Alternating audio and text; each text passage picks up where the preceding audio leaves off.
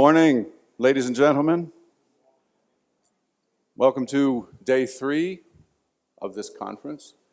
I have to say, I think it's always worthy of beginning with the video because I've watched it now many times and I'm still seeing things new and with different eyes as this conference has evolved. But thinking as an encapsulation, it's people working smart together to innovate. And I think it's quite a lovely film. So I would also say, remember that the playbook, which has been given to you, is an enormously powerful document. And I don't think all of you would have had the chance to look into it and understand how it really is organized and works. But it is a touchstone for you. It has what I like to say is shelf life. It is a document that will be useful for a long time. And so remember that as you move through the next 2 days and we conclude. We're going to begin this morning with a few statistics and announcements, and then move through an encapsulation of yesterday's events, the plenary facts, and move on to our first panel. So could we have the first slide, please? This would be statistics on tweets, as I recall. And I can tell you there was a spike yesterday in tweets and in evaluations, which perhaps connotes a very important beginning yesterday when Bill took you through a couple of slides to say, here's how you access the site and here's how you can begin your feedback. So yesterday, nearly 2,000 tweets and a total now of nearly 4,500. And of course, that's an active number, so even when the statistics were compiled by the CRS team, that's understating where we are. I think they had a couple of tweets they wanted to highlight. That's the next slide, as I recall. So, top 2 tweets.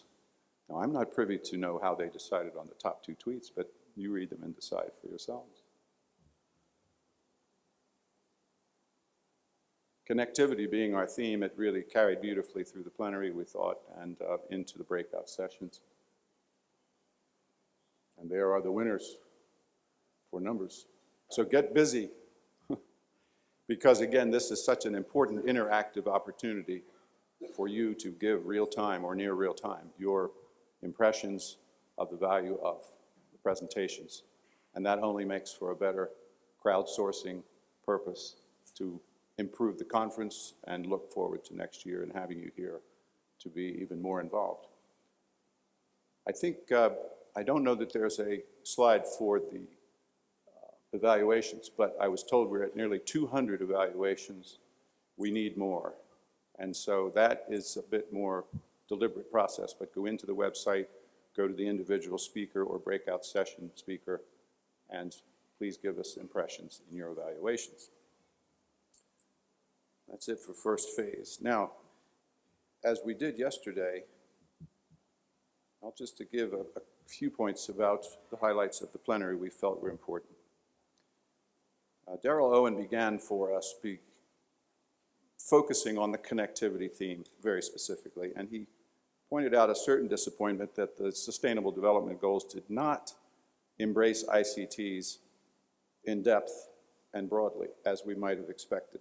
But when one really considers the role of ICTs as enablers, they enable all 17 goals and the targets. But he pointed out particularly to goal and target 9C, strive to provide universal and affordable access to internet in LDCs.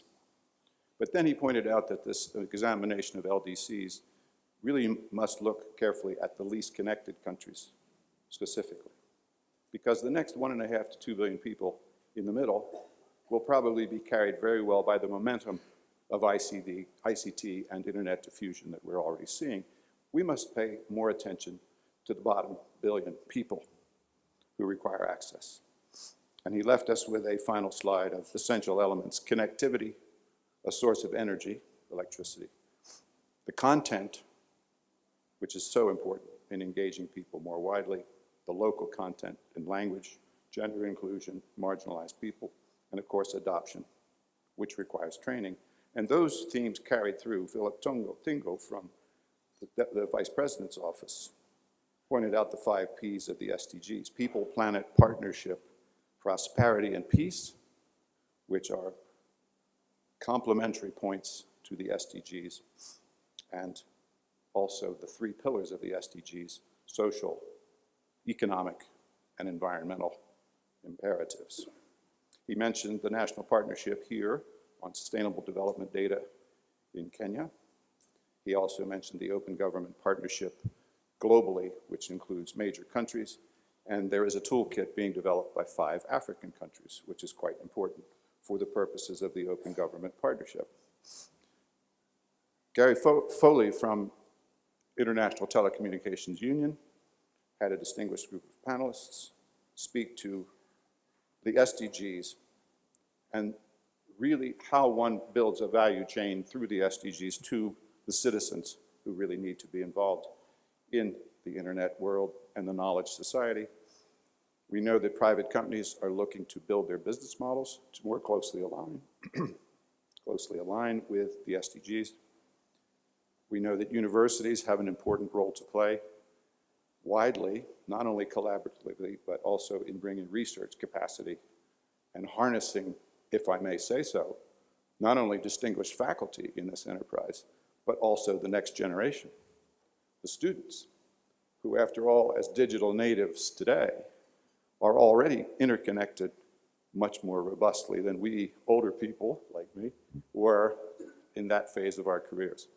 So to the millennials, we have a university tie, which is also important, and through the universities to local communities and even schools, grade schools. Also, the importance of digital literacy training. That's going back to Darrell Evans' point about adoption. One must learn how to use these important assets. And I think the public cloud for private and public goods initiative really embraces that public-private partnership concept. This was mentioned by our representative from Microsoft, the public cloud for public good. And last but not least, the imperative about regulatory reform and education for regulators and government responsible for the implementation and diffusion of ICTs and internet access. And a lovely phrase was, tax bases are often small, but don't tax the handset or these devices, or you will stifle diffusion. And that the universal service funds are underused and should be harnessed, of course, in this process. We concluded the plenary with John Gage, who had a very powerful video, a drone coursing over Kibera, what we would perhaps call the peri-urban area of 400,000 people, probably, but we don't know, and the collateral impacts of certain decisions when infrastructure investments are made, such as a bypass, an automobile bypass, which serves the urban center, but perhaps was constructed without due consideration of the peri-urban community through which it courses, and the railroad story as well. He recited a number of the points made by our plenary officials the day before, and particularly Secretary General Kitui, who said regulators are really not conscious of the explosive growth in knowledge and the dramatic cost reductions that are facilitated by ICTs across the sectors and the goals, the SDGs themselves. He also said that this is a process that is fusing at rapid speed the ITC world with the reality, the real world, the physical world. And that pace of change is enormously difficult. It's disruptive. No technology in our history of technology has ever been so disruptive so quickly, for good and for potential problem. But what we have here is a powerful multiplier. And indeed, this multiplier is what we, this community of interest, is trying to harness by diffusing ICTs and internet access as quickly as possible. So with that, we should move on to the first panel. I will invite Bill, my colleague, to come and introduce that panel. Thank you very much, ladies and gentlemen, and please continue to feedback as regularly as possible in your tweets and in your evaluations. For the next 45 minutes, we're going to have some good discussions with a very able panel that is going to talk to us about partnerships to realize a digital revolution in agriculture in services of realizing the SDGs before 2030. And to lead this panel is Dr. David Bergvinson, who holds a PhD in plant biochemistry from Ottawa University, and he has over 20 years of experience in maize breeding, biochemistry, pathology, and entomology. He has led the digital design for agriculture initiatives to leverage cloud computing, mobile phones, remote sensing, and genomics to accelerate the development, delivery, and adoption of improved agricultural practices. He has led research since 2015 on demand-driven innovation across dryland ecologies of South Asia and Sub-Saharan Africa. And so I'll welcome Dr. David Bergvinson to then introduce his able panel. Welcome. Understanding your customer so that our partnerships are really focused on serving them. Of course, then we move to prosperity through partnerships, and that will lead to peace. And at the same time, we have to live within the ecological boundaries of the planet, the fifth P. So how do these partnerships of the government, the private sector, civil society, farmers' organizations come together through ICT to make all of this happen and achieve the SDGs in 15 short years? So we have a fantastic panel here. I'm going to introduce them briefly. We are very privileged to have His Excellency the Cabinet Secretary, Willy Kipkorir, Bett. So Cabinet Secretary Bett, thank you very much for joining us. It's very kind of you. I met the Cabinet Secretary 2 months ago, and he was very passionate about ICTs to empower youth to be commercially successful in the agriculture sector. So we're really looking forward to your insights there. He brings a wealth of experience. He was the executive officer for Kenya Seed Company, a position he held for 6 years from 2009 to 15. And during his tenure, the company made a tremendous turnaround in increasing its profitability fourfold. Prior to that, though, he's worked at Post Bank for a large number of years, since 1991.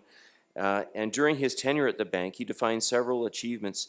Key among them was the growth in the remittance business. So you recall in our discussion earlier that that's the #1 economic driver of Kenya is remittances. So obviously you've had a major influence there.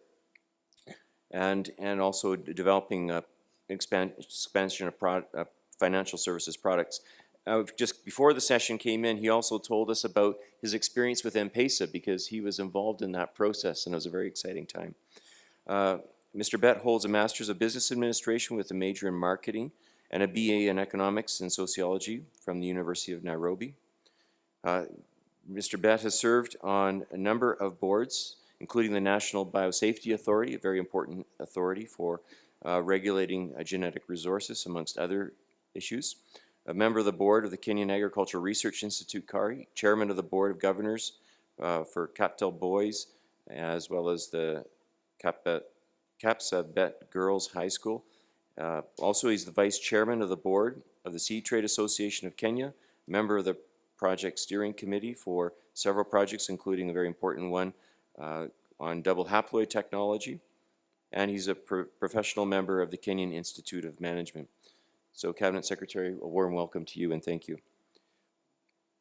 At the far end, I have Shaun Ferris, Catholic Relief Service Director for Agriculture Livelihoods. Shaun has a wealth of experience, 22 years in the development sector, 16 of which is within the Consultative Group for International Agriculture Research, of which I'm a member of now, and has served the last 8 years at Catholic Relief Service. But Shaun has also worked in several other organizations, including USAID, World Bank, USDA, FAO, DFID. Shaun's focus is on smallholder farmers and their pathway to prosperity by leveraging technology. And I've had the privilege of working with Shaun for at least 8 years. So, Shaun, a warm welcome to you. Janet Mumo.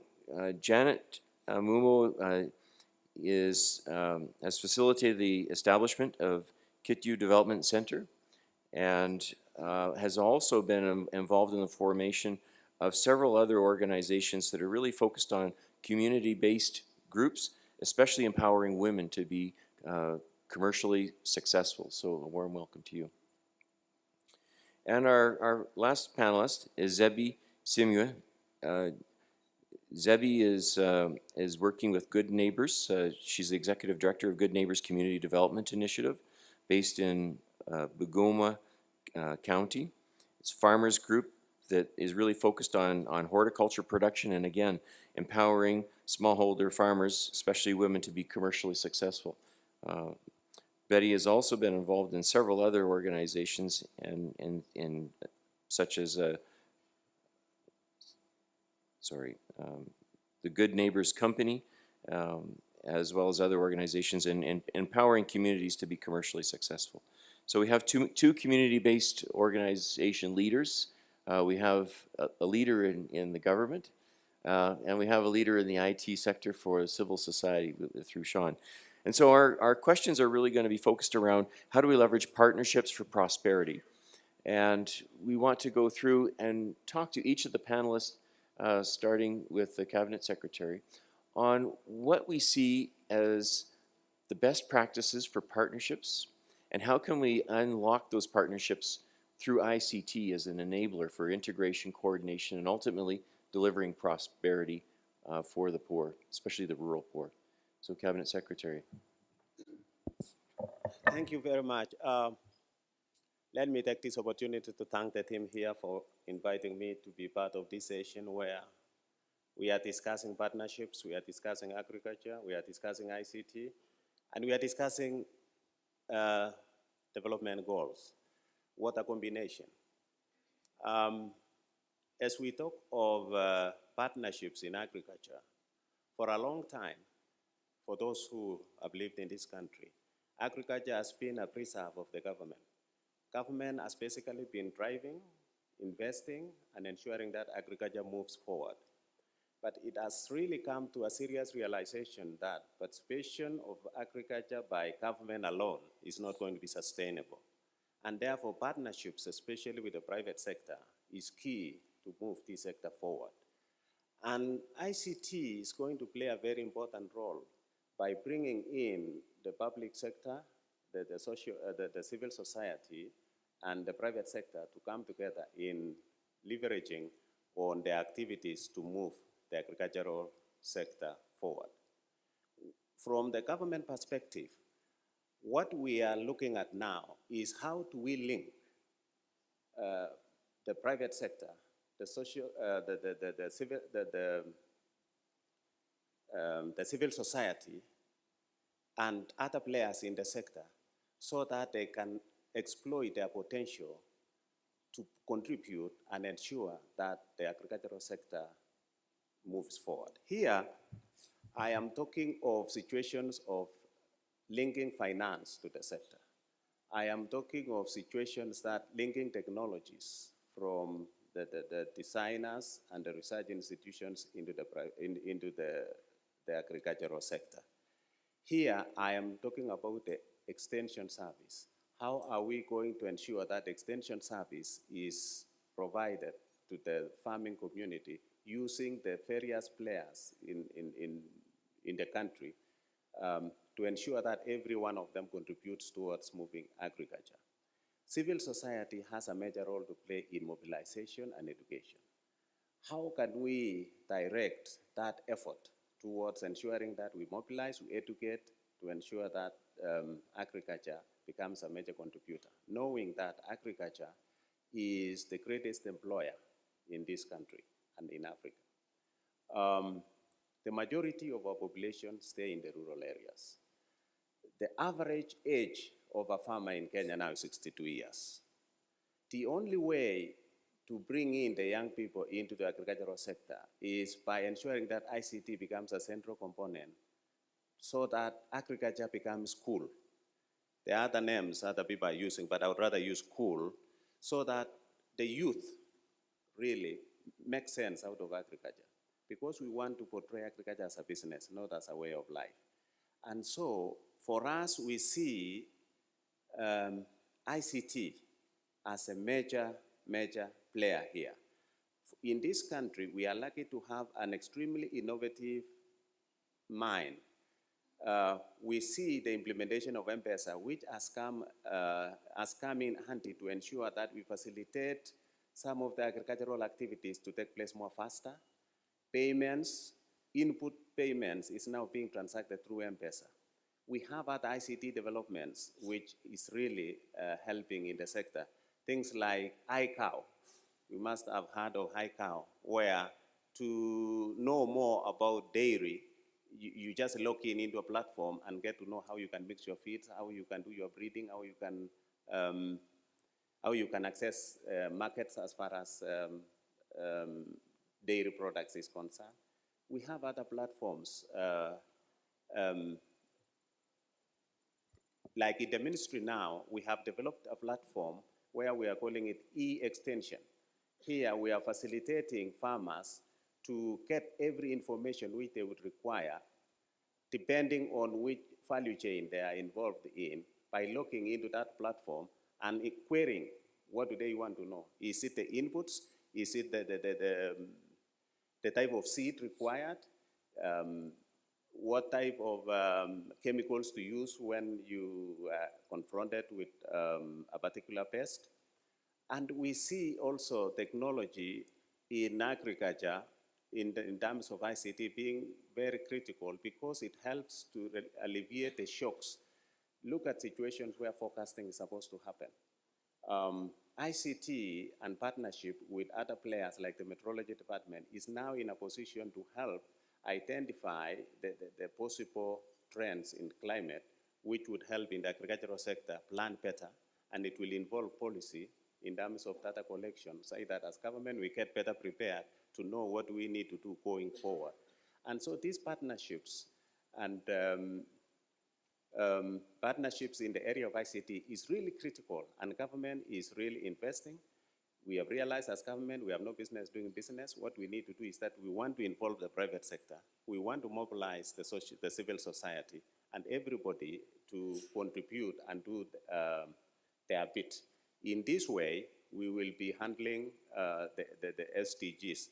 For once being critical to us, the issue of hunger, poverty, resource, land management issues.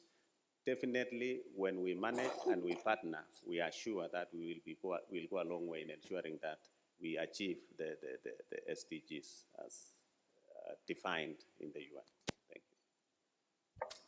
Thank you, Cabinet Secretary Bett. I want to now, pivot. So that's at the policy framework, creating that enabling environment for us to empower youth to be commercially successful through ICT. I'd like to turn to Janet and Zebby to get the perspective on the ground of what empowers your organization to better serve your customer, if you will, the smallholder farmer, and in light of the Cabinet Secretary's comments. So Janet, would you give us your perspective? Thank you. As you heard, my name is Janet. I'm very much impressed and also happy to be here. If I can connect what my colleague has just said, is that there are so many policies and innovations out here, either at the government level.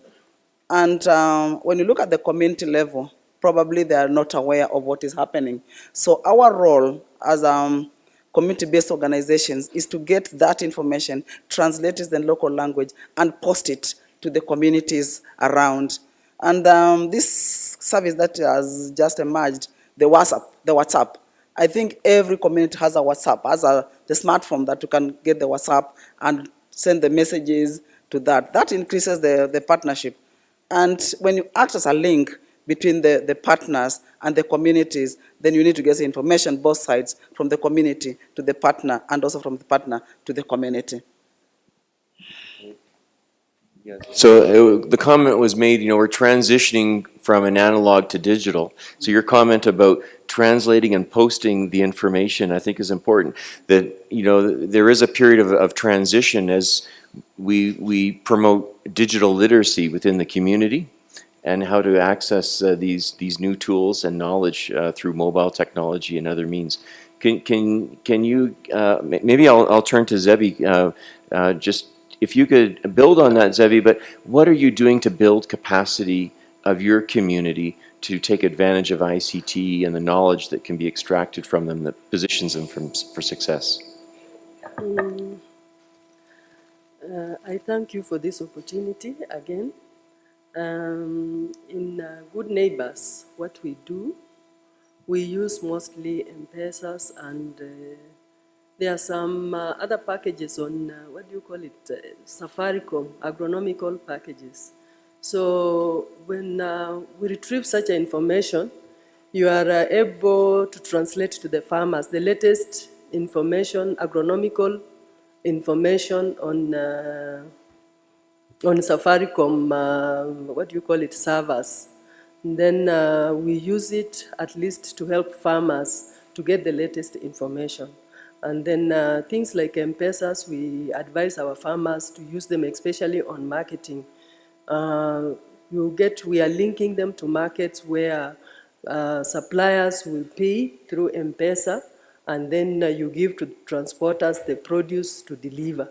So you find that a farmer continues with their work, and the transporters continues with his work, and the other person receives to continue with his work through networking.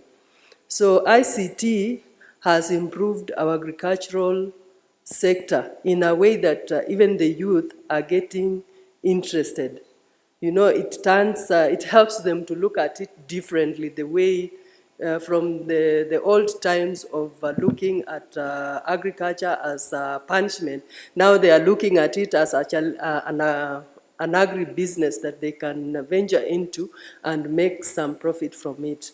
Because at least they are able to access information, they are able to look at it, you know, at least you are able to look at most of these servers, the internet information on agriculture, it's there. Then sometimes even when we go to our county offices, the Ministry of Agriculture, we are able to access some information on markets.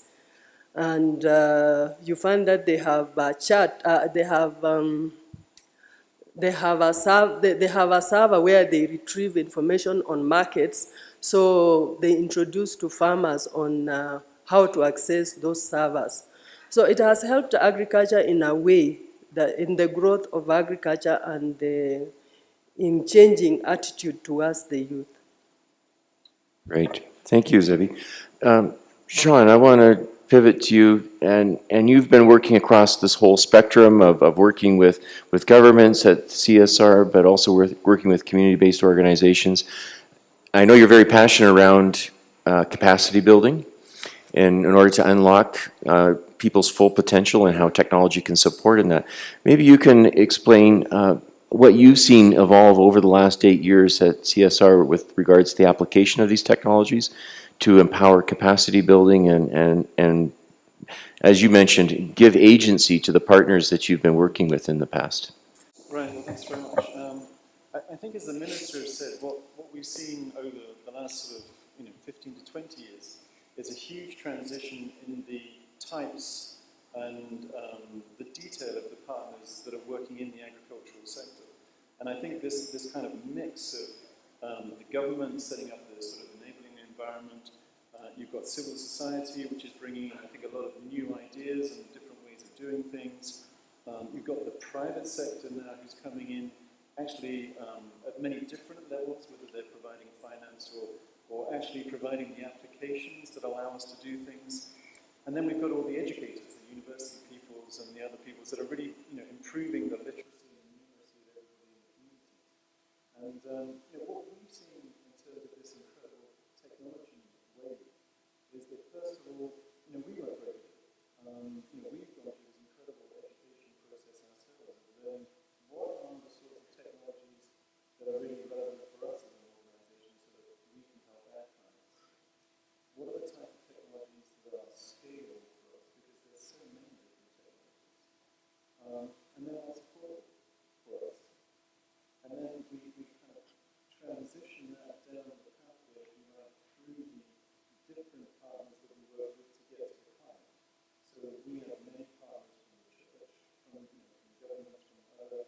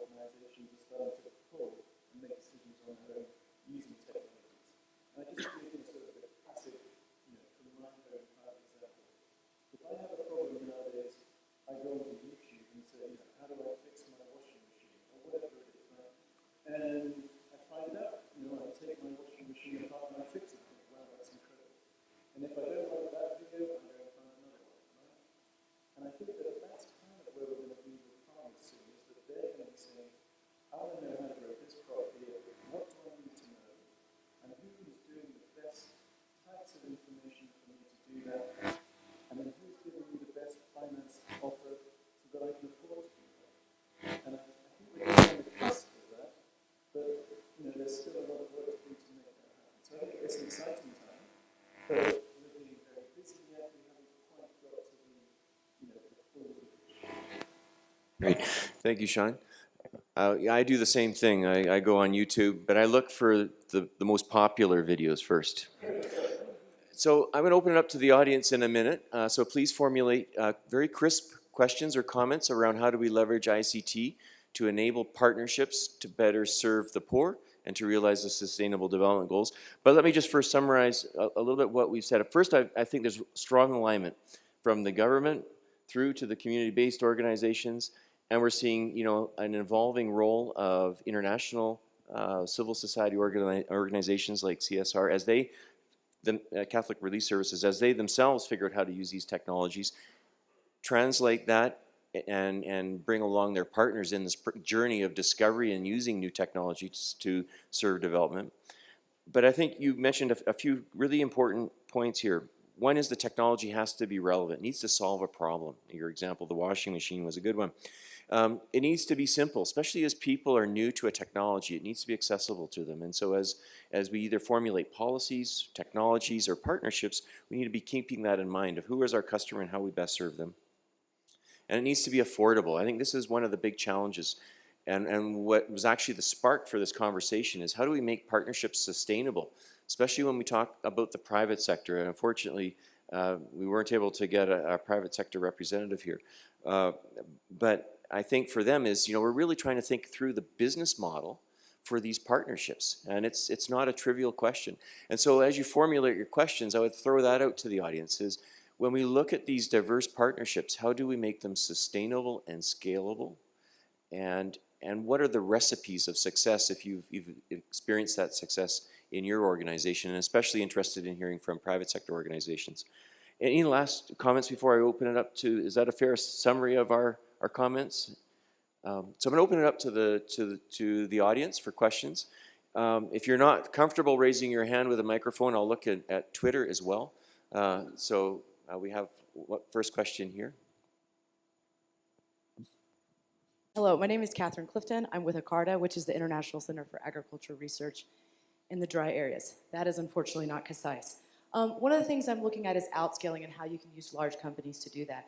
I'm really impressed with what Kenya has done in making a supportive environment for the private sector and what I would consider innovative small companies. But what I haven't seen happen in agriculture is large companies coming in, taking the innovation that small companies are doing it and taking it to scale. And one of the reasons I think that that's not happening is for two reasons. One is de-risking, and the other is working with the middlemen. And I think we all have to play a part in that role to get large companies to take the cool things we're doing to scale. I wanted to ask the panel what you see, each of you, in your different roles, how you can provide help or assistance in your partnerships with de-risking and working with the middlemen. Okay. Thank you for your presentation. I am Molia. I'm working for CRS in Haiti. I would like to ask Dr. Bergvinson, you talk about e-extension to give farmers the opportunity to have information about agriculture. But I would like to know if all those farmers have access to a computer. If no, what plan do you have to extend this access? If yes, how do you do to cover all those farmers? Thank you. Okay, great. Okay, so let's take these. Anyone can, it's open to the entire panel, so please. Let me start with the one of e-extension and the affordability by the users of the information, how do they access this e-extension service. You will realize the mobile technology in this country has really penetrated so heavily into the rural areas. You'll be amazed that my own mother, who didn't go to school, knows how to fidget with that small gadget. How she managed to learn how to do it, I really can't tell you, but she uses it. What is happening now is that most farmers are actually accessing information through the mobile. And the technology, we have made it a mobile technology, and it is guided through a short text code, where you send a short code, and then you are given options. It gives you options as to what exactly do you want to know. If it is the type of seed which is supposed to be grown in that particular area, you press you press that icon, and it will tell you if you are in Vihiga, the type of seed you are supposed to grow, whether it is for maize, sorghum, or any other crop, it comes out. So it is guided by a shortcode system through the mobile telephony. What we've also done is to provide the extension officers with computers and tablets, which to a certain extent is available for farmers now because they are the extension officers who move around. So in the event that they want to know any information, the extension officer can also log into the tablet and provide all the required information because it will not be subject to the level of knowledge of the extension officer, him or herself, but the extension officer is having all the information in the tablet and therefore can query and communicate the same. But the mobile telephone is what is critical in terms of the kind of extension service we are providing at the moment. So I'm interested to learn from the community-based organizations. Are you taking that information and communicating that to your constituency, especially those that don't have a good command of the technology or maybe not have reading skills for these messages? Yes. At Good Neighbors, our extensionists access those information and then it's translated into a language that a farmer can understand. And then during their meetings, there are days they meet in different areas. They are given the information. But the farmers who are in need, on demand driven, they even walk to the offices and they are given the guidelines. And there's something somebody said about middlemen. And in business, we have to keep them. The only thing is we train our farmers to access information. They know all about the prices so that even when this middleman comes, they are smarter. They are not just given a price that will not be conducive for their production. Another thing is, in agronomical aspect, we train farmers to keep records. So they are able to analyze their expenses and their production costs.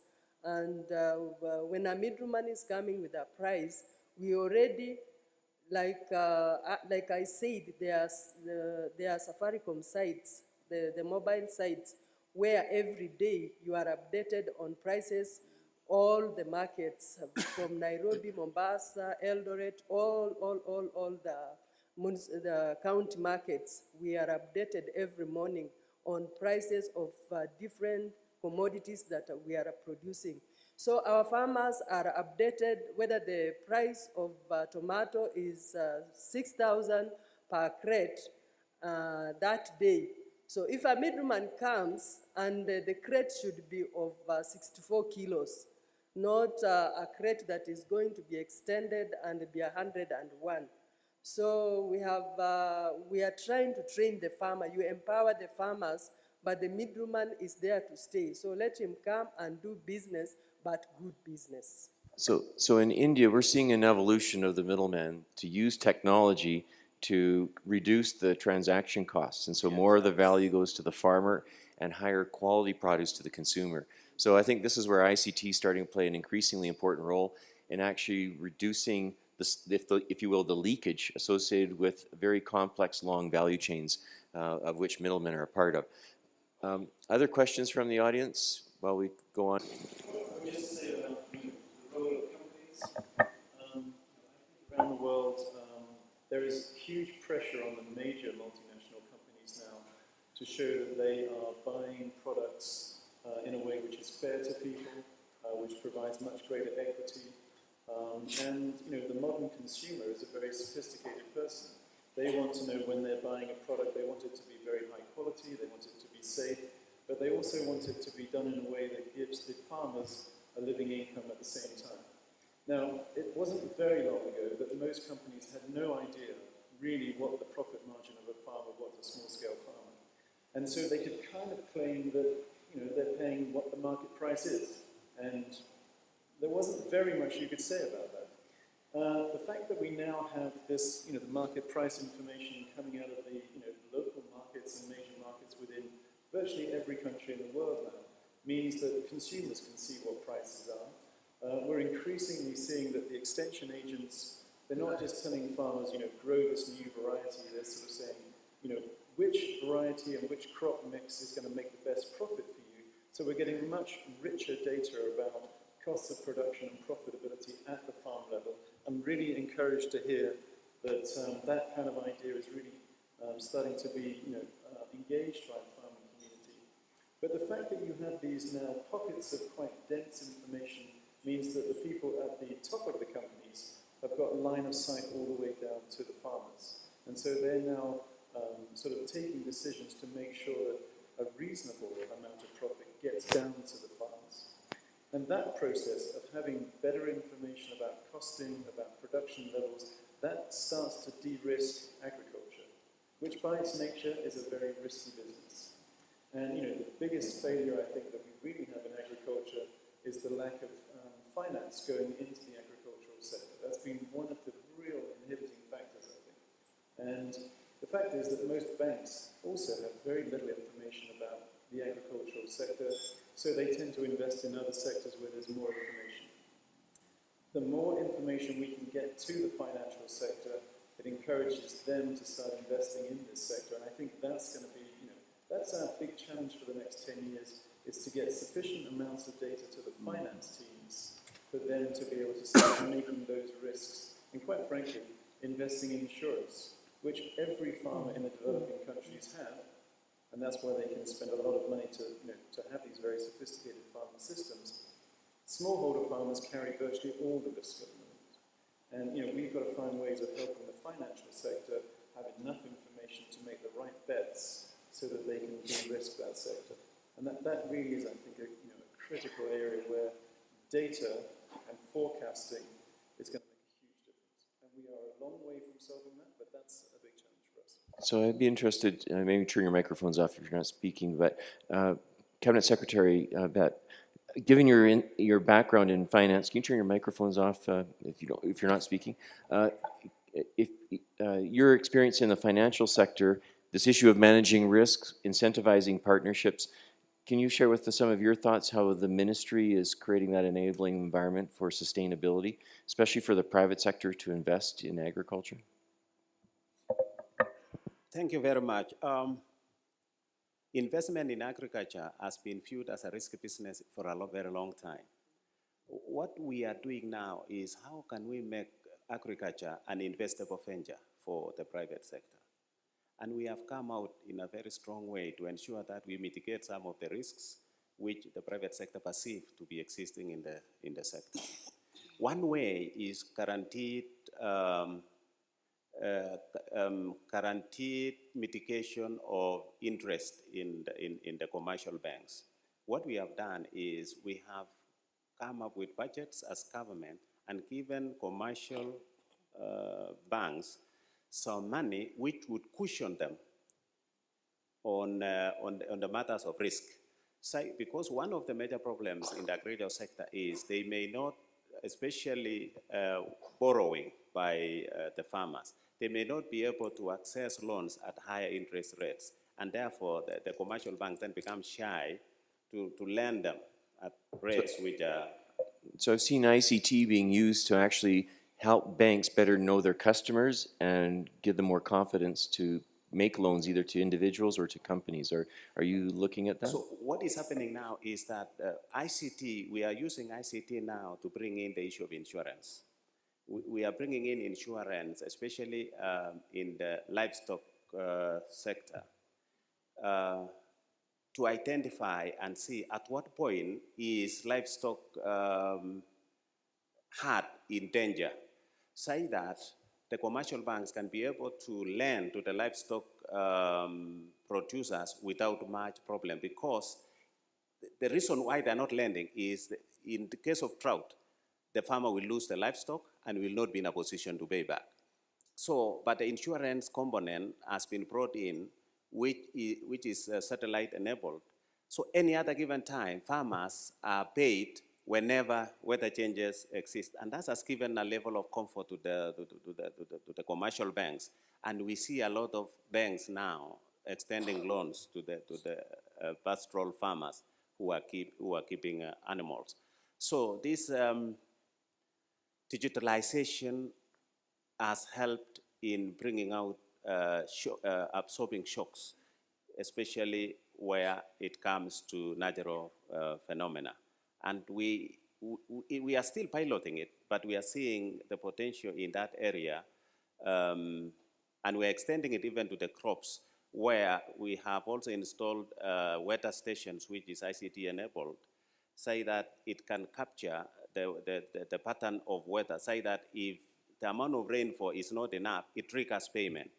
And if you are not in that platform, there's no commercial bank who will give you any credit. I can ask our representatives from community-based organizations, are you using these services yet?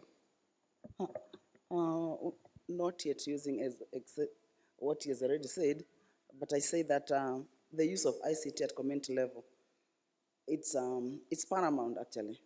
And I had some talk about the gadget. You're talking about the big gadget, that's the computer. But for us, we are looking at the small gadget, which is improving on a daily basis, the mobile telephone that everybody has. So with that one, I think we are able to get information, to access information, and also send it to the community. And almost everybody now, I think over 90% now of Kenyans has the gadgets, including the rural women have the gadgets. Yeah. Great. Any other questions from our audience? Okay.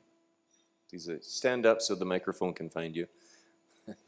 Sunday, Joseph Jr. I'm from Sierra. I'm a mill manager in Car.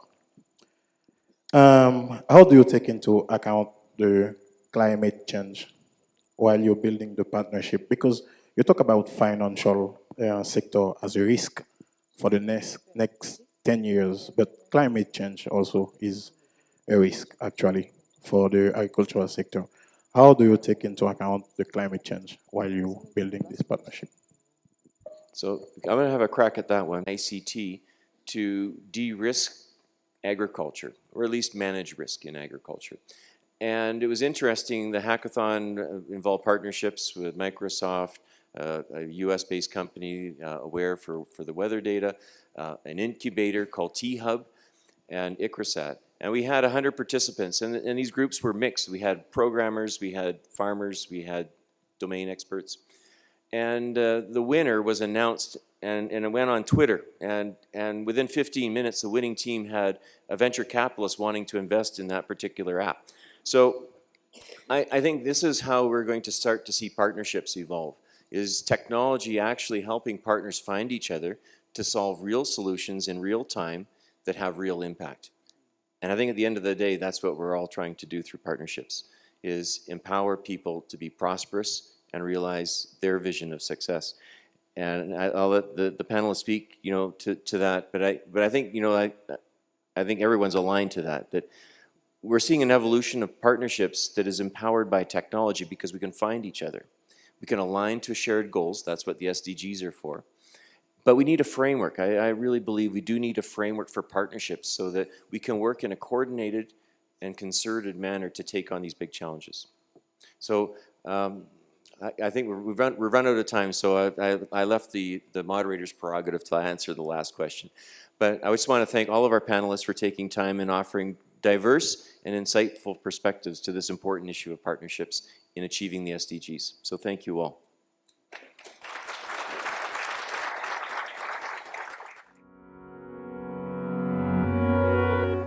An opportunity for a deeper engineering perspective, because our moderator is a very distinguished individual who has been working in his craft for a long, long time with bachelor's degrees in engineering, in nuclear engineering, a master's degree, and a PhD in aerospace and mechanical engineering, a master's in strategic planning, as well as a legal degree, a polyglot. It's Dr. Reginald Vachon.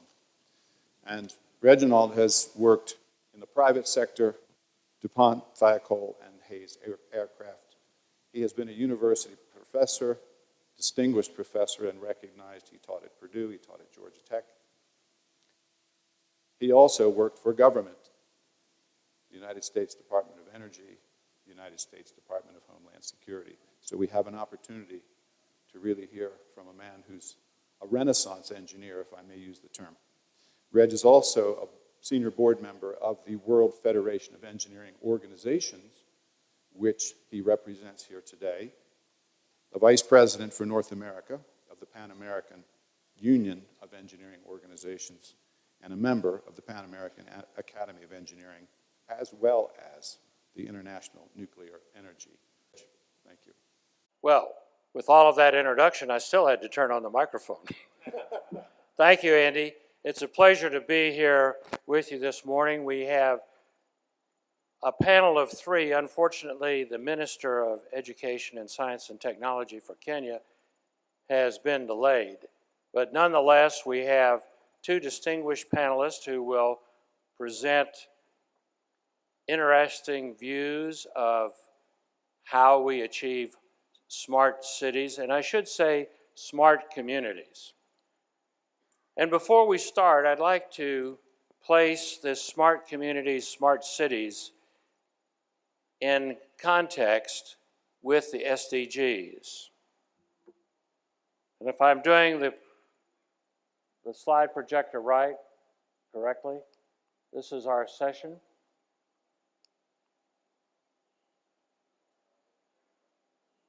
Next button. Which one, the bottom one or the top one? See, you need an engineer, has to be trained all the time. It's just terrible. But these are the global SDGs, and you'll notice that what I've done here is included COP21, because COP21, which was signed in Paris, or agreed to in Paris in December, is part of what we have to consider when we look at a smart city. When you look at the SDGs and you consider a smart city, one of the things you have to say is, how do I fit all of these SDGs into smart city considerations?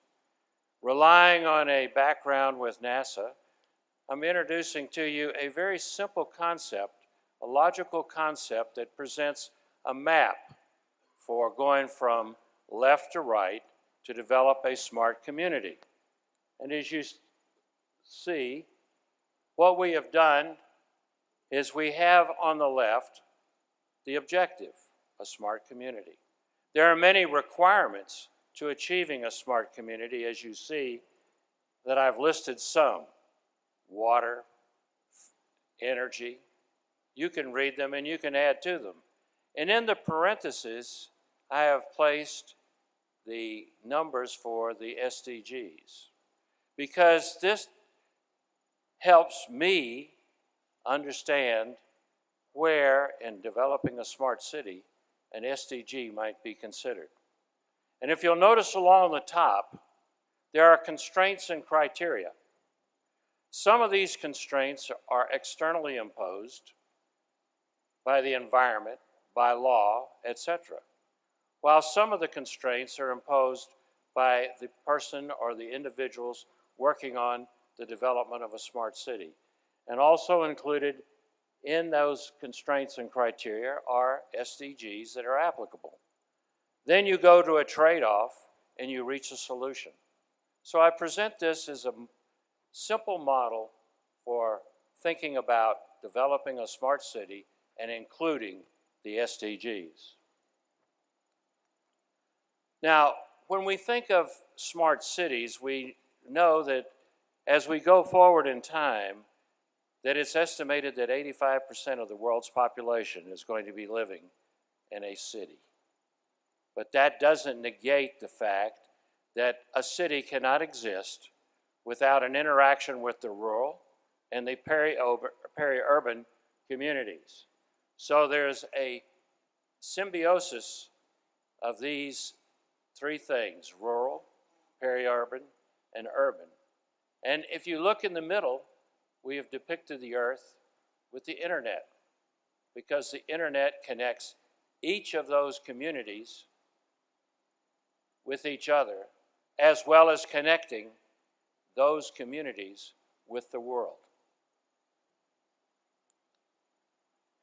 And we can also look at this as being a series of circles where rural, peri-urban, and urban are interacting.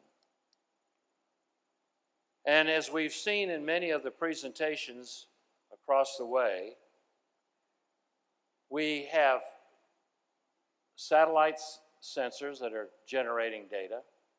We have drones, and we have on-the-ground information gathering, as well as education, all feeding into the world community and the internet.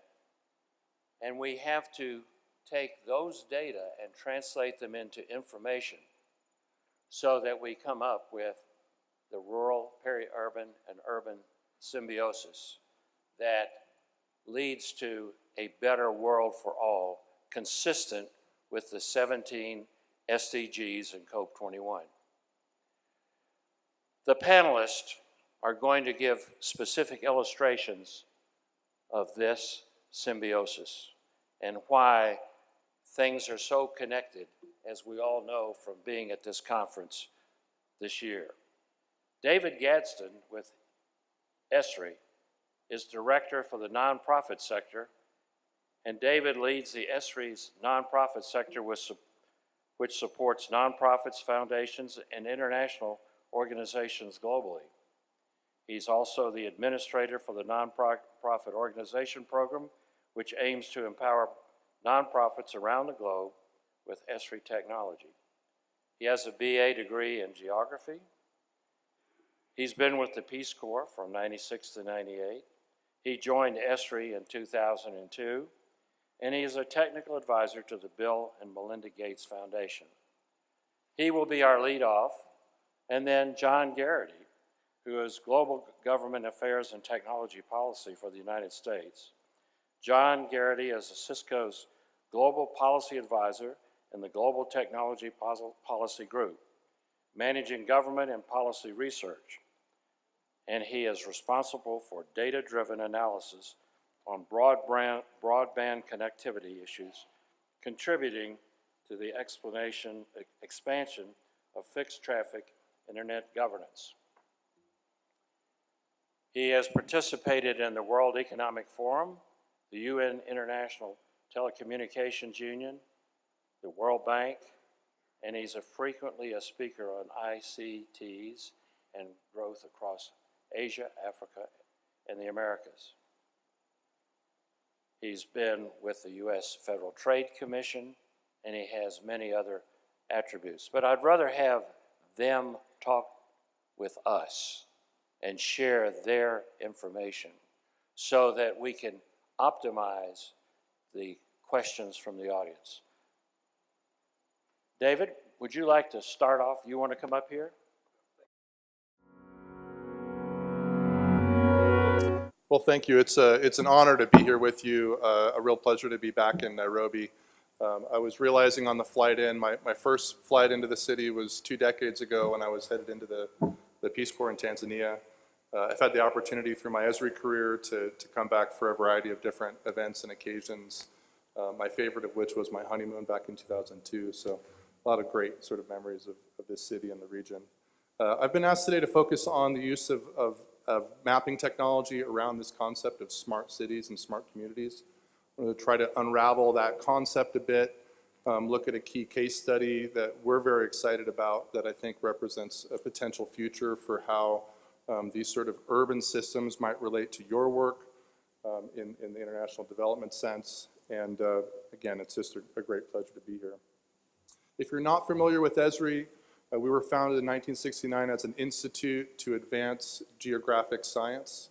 Our president and founder, Jack Dangerman, started the company with a vision that geography-enabled technology could help us better understand the world around us, that we could bring spatial science into looking at complex problems and provide decision support.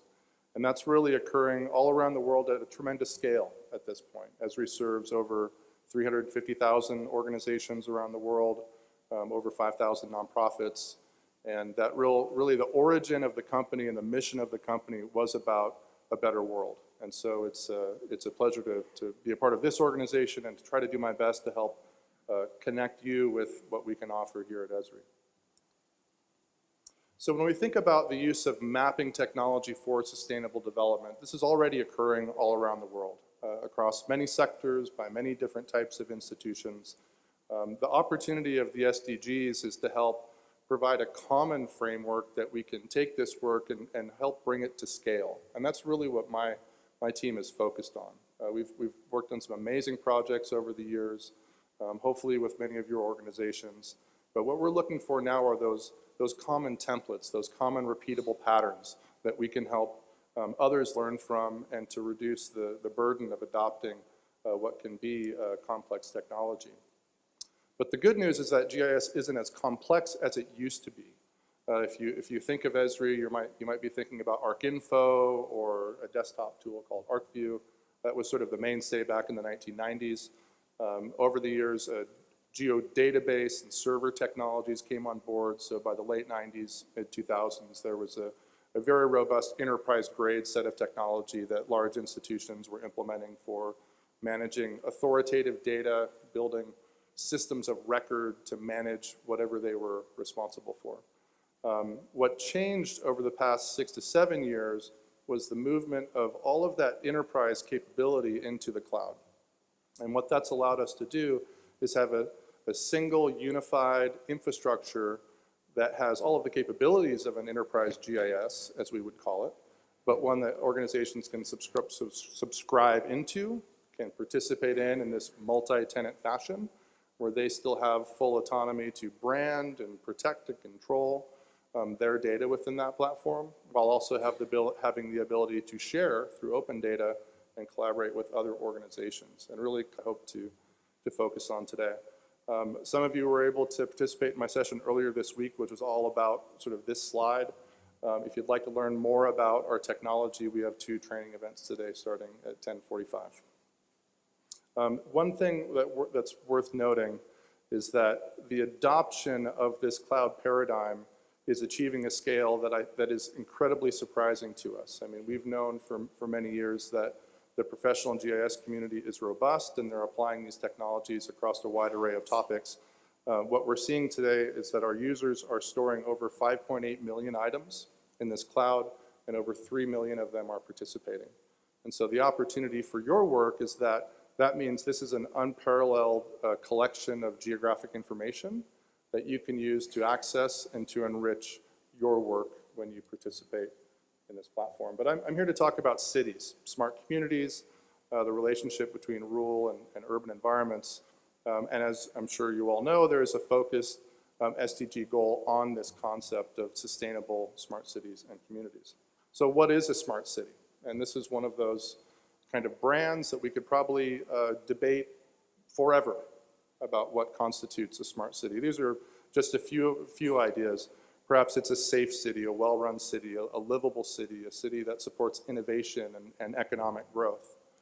How might you achieve that vision, or the vision of a given city's choice? Well, you need a plan, and then you need targets, just like the SDGs.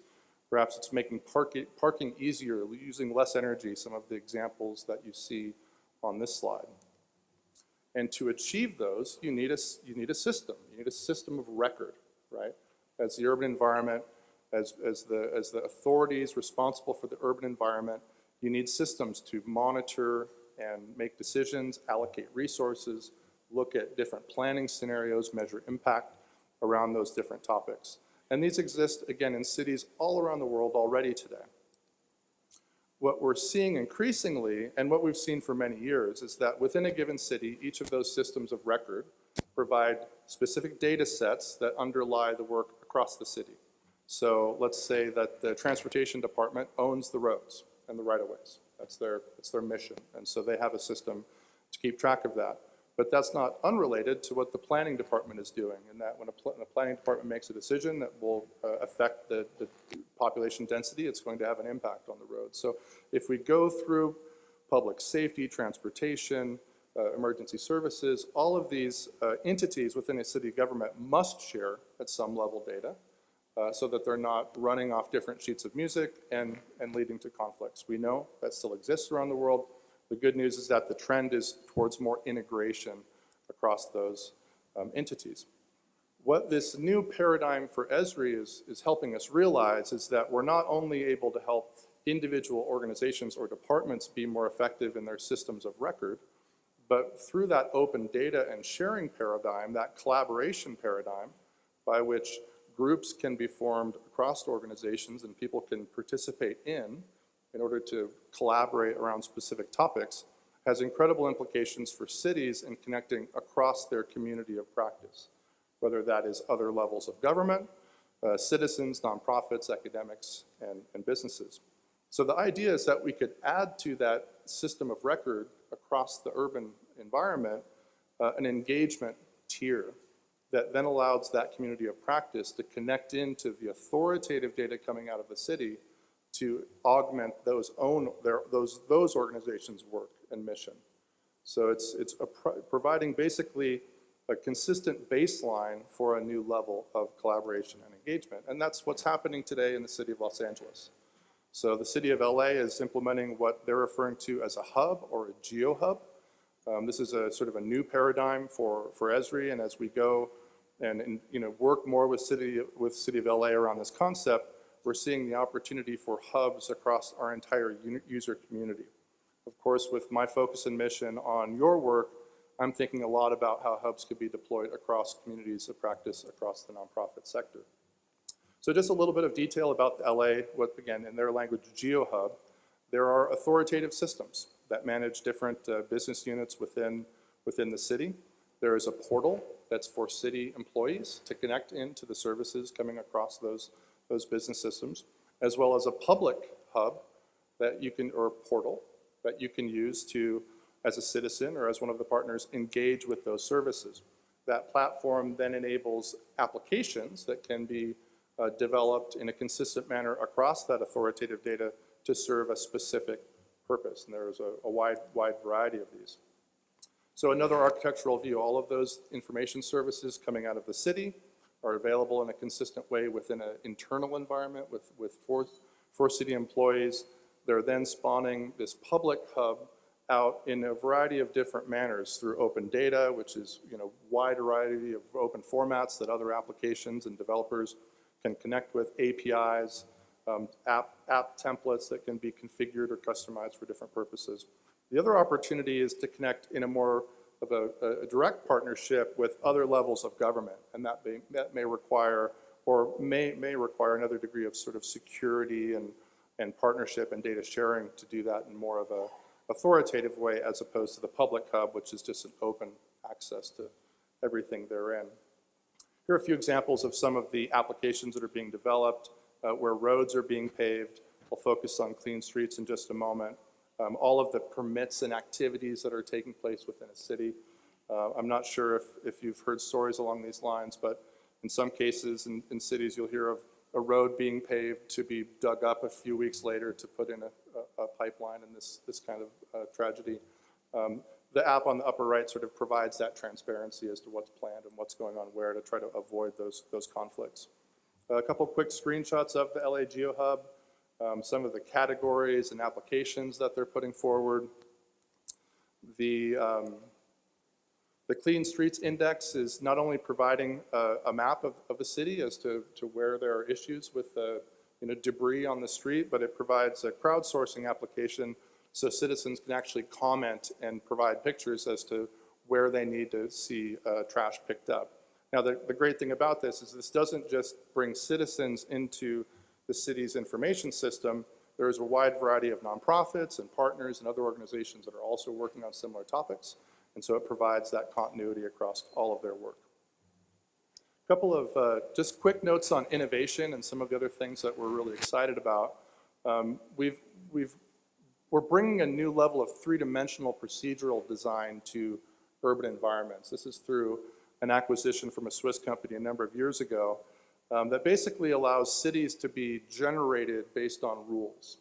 And so the original company was sort of focused on the gaming industry and how you could say, I'm looking for a city with this type of density and this type of architecture, and the rules would render out that city in a few minutes, actually. By bringing GIS as the underlying infrastructure to that procedural modeling, then we're able to take the existing city, the existing roads and building footprints and planning, and run different scenarios against it. What if we changed the zoning in this area? What if we allowed high-rise construction in this area? What would it look like?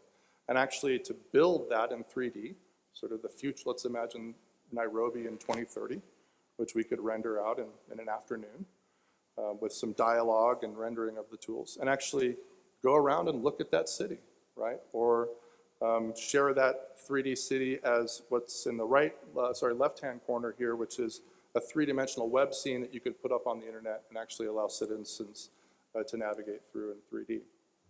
Some of the other innovation that I'm pleased to share, which relates to our next speaker here, is the integration between Esri's ArcGIS and the Smarter and Connected Communities platform from Cisco.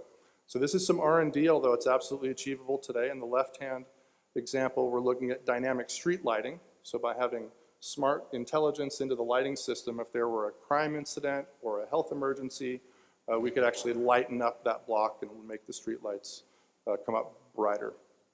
In the example on the right, this is a series of sensors that are listening or looking for biological triggers or other chemical triggers that in the event of an emergency or a gunshot, that location could be precisely targeted, and the camera system in the city could be used to provide an immediate view of what might be going on in that area. That also supports the three-dimensional planning within that urban environment to place the cameras in the most optimal locations based on three-dimensional spatial analysis. Thank you, David. And now, John, if you would come forward and show the relationship to our previous speaker and what Cisco's doing. So, John, it's all yours. Well, good morning, everybody. And thank you for being here, and thank you for the opportunity to participate in the conference and on this session. Much like David, I also have a special place in my heart for Kenya, as my parents have been living here for the last 16 years, so it's been a great opportunity to come here to see them as well. So really what I wanted to do with my time was to really talk about two things. The first is really explore this notion of the Internet of Things, and what is its application in global development. And then secondly, talk about smart cities. What do we mean by smart cities? What does it mean to be a smart and connected community? And so my goal is that by blending these two perspectives, we can begin to advance in our thinking of how sensors and the IoT can be utilized to extend ICT-enabled service delivery from urban environments out to peri-urban and then out to rural communities. So earlier this year, Cisco launched this report with the United Nations International Telecommunications Union, where we were essentially looking at what is the role or the application of this notion of the Internet of Things in global development. And the report is shown up here, and it's titled Harnessing the Internet of Things for Global Development, specifically to see if we could map how the IoT relates back to the Sustainable Development Goals. And I remember last year at this conference when Carolyn Wu, CRS's CEO, stood on stage and talked about the plethora of projects, ICT-related projects that you all are working on. And she articulated that the vast majority of those projects were mobile-enabled projects. And so at the time we were researching for this report, and we began to think, oh, well, if mobiles have hit the mainstream in ICT4D, perhaps sensors and the IoT represent the next frontier in ICTs and how they can play a role in global development. So this is something that we explored in this report where we really dove into 20+ different specific case studies where sensors are improving development work across service delivery, monitoring and evaluation, and policy formulation. So a couple of quick examples to share with you. If you think about Sustainable Development Goal 9 around resilient infrastructure and SDG 11 around cities and human settlements, this is a very salient example of work that the Red Cross is doing here in Kenya as well as in South Africa, where they're really trying to utilize sensors and the Internet of Things to curb fast-moving fires that occur in urban informal settlements. So if you think about the challenge and the problem here, because of the high concentration of dwellings and citizens in these slum areas, when fires break out, and fires break out quite frequently because of the use of biomass for cooking, these fires move very, very quickly.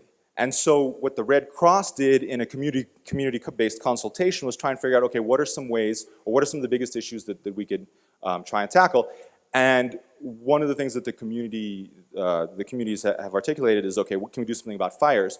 So what the Red Cross has done is they've worked with partners to develop a fire sensor-based solution that is networked, so that as they've installed these fire sensors within family dwellings, when a fire breaks out, it immediately notifies not only the neighboring dwellings, but also municipal authorities and also sort of fire mitigation teams to be able to come out and handle the fire as quickly as possible. So this is an example of connected sensors in homes being able to try and curb this issue. A second example with regard to SDG 6, clean water and sanitation, is something that's also happening in this area of the world, and that's the use of sensors to try and reduce the downtime of village hand pumps. So if you think about sub-Saharan Africa and the fact that there are on the order of about 1 million village hand pumps across the continent that are servicing about 200 million people, but at any given point in time, about 1/3 of these hand pumps will be down, or may be down, and after about 2 years, a majority of them are completely inoperable. So what some groups are doing, and if you went to the SweetSense presentation on Monday, you would have heard a little bit about this. What SweetSense and others are doing are installing water flow sensors into village hand pumps to essentially be able to communicate that there are issues. And what they've found, particularly with sort of incentive change around how you manage these hand pumps, is that you can reduce the downtime precipitously as long as you also move away from essentially what's called a circuit rider model, where you're checking the hand pumps regularly, to one that's called an ambulatory model. So these are just two examples. And by the way, as I was walking to the conference today, and I was speaking to Paul of the M&E department of CRS, he was also telling me of another project that CRS is directly engaged in, utilizing water flow sensors. And this is something, John, also that you talked about with me a couple days ago, in the use of flow sensors to be able to identify what your tank levels are in the systems that you've installed.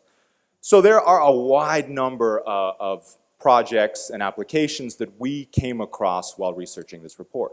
And when we launched this report earlier in the year, in January, since then, every week or so, people are coming up to us and telling us, hey, we're doing this application, or we're doing this application. And so we really think that what we're seeing here is this sort of, this next frontier of how you can use ICTs in global development work.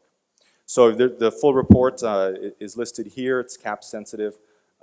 And if you have others to share, we'd very much like to keep track of that. Now, shifting gears a little bit. So that's the sort of IoT and global development space. What I want to do is just talk a little bit about how we tend to think about smart cities, smart and connected communities. And if you think about how ICTs are utilized in city management, we tend to think of three different modalities of where ICTs could be utilized. The first is really around basic services.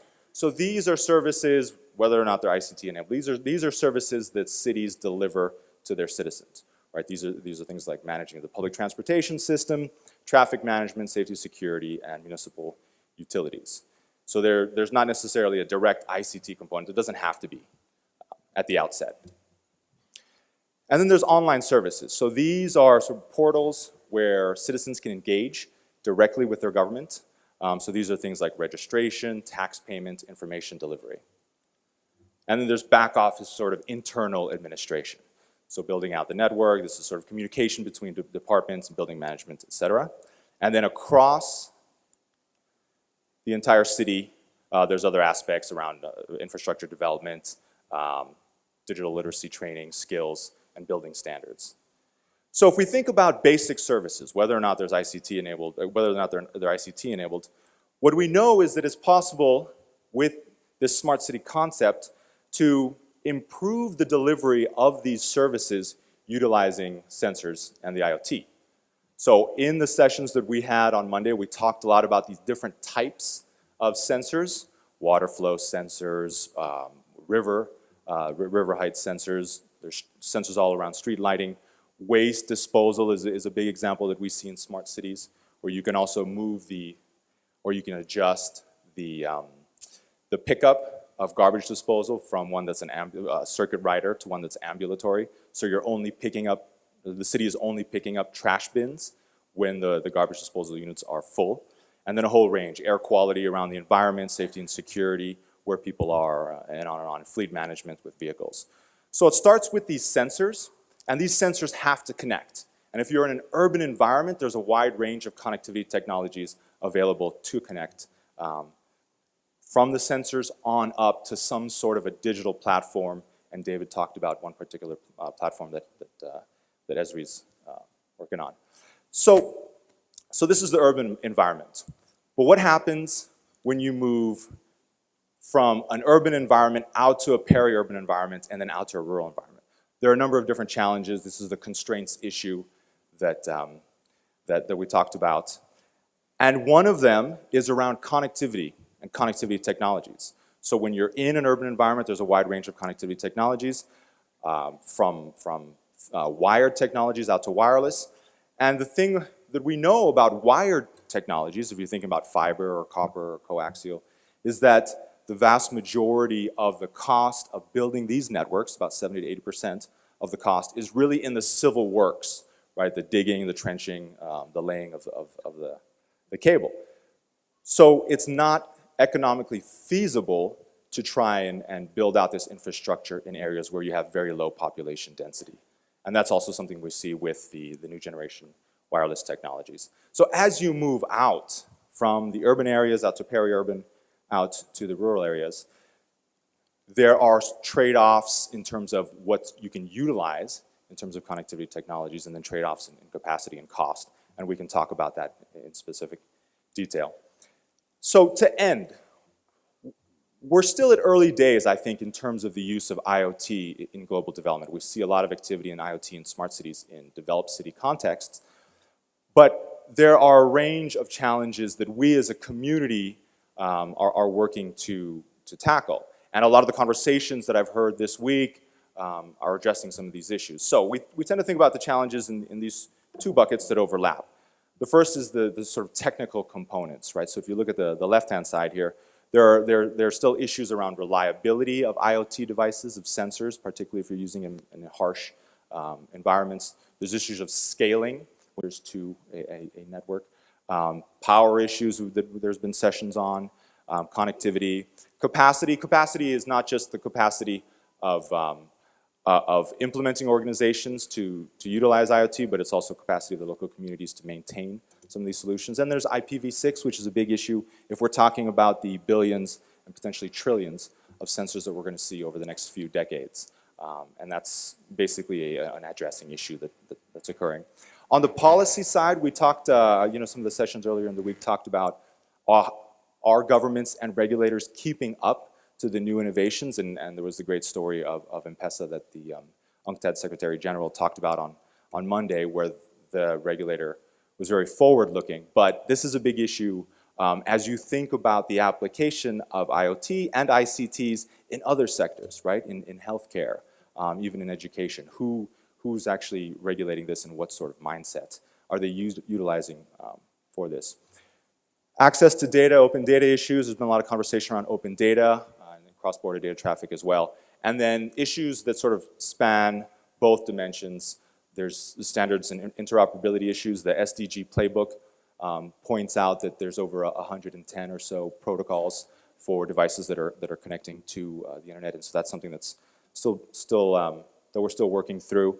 Security and privacy. How do we ensure that devices that are connecting to the network are secure, and how do we make sure that they are protected? And a lot of the work that we do is essentially implementing security in the network layer. And then privacy, making sure that people who are connecting feel as though they are in control of their information, and striking that balance between protection of information, but then allowing also for innovation around services and service delivery. And then, of course, spectrum and bandwidth constraints. So these are some of the challenges. There are many that we as a community are working to move forward, and a lot of the conversations that we've had here are steps in that process. So thank you very much. I think you've had two great, outstanding presentations that show that there is a dependency between the urban, the peri-urban, and the urban. And with the trend of larger and larger cities, we don't want to overlook the fact that while we have to design those cities in a smart way, we cannot draw all the people from the rural areas, or the cities will not sustain themselves. And when you see the water pump sitting there potentially broken, that's a sign for the people in the village to move to the city. And that shouldn't be the impetus for them to move, because there's a tradition in the rural areas that should never be lost. Now, we have an opportunity for those of you in the audience to ask questions of our speakers. So, who's going to be the first lead-off person? We have one in the audience. Yes, sir. Do you have a question? And we need a microphone right here in the middle.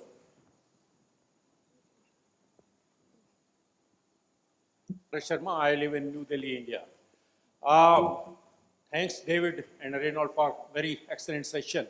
And you might be knowing that India has just initiated a very huge project called 100 Smart Cities, which are likely to be developed during the next decade or so. The problem which we face, if you want to develop a new smart city, it's very easy. You can plan, you can have all the things in place, and you can build infrastructure. The problem is that how to retrofit an old living city and with all this kind of infrastructure and other kind of things so that it becomes a smart city.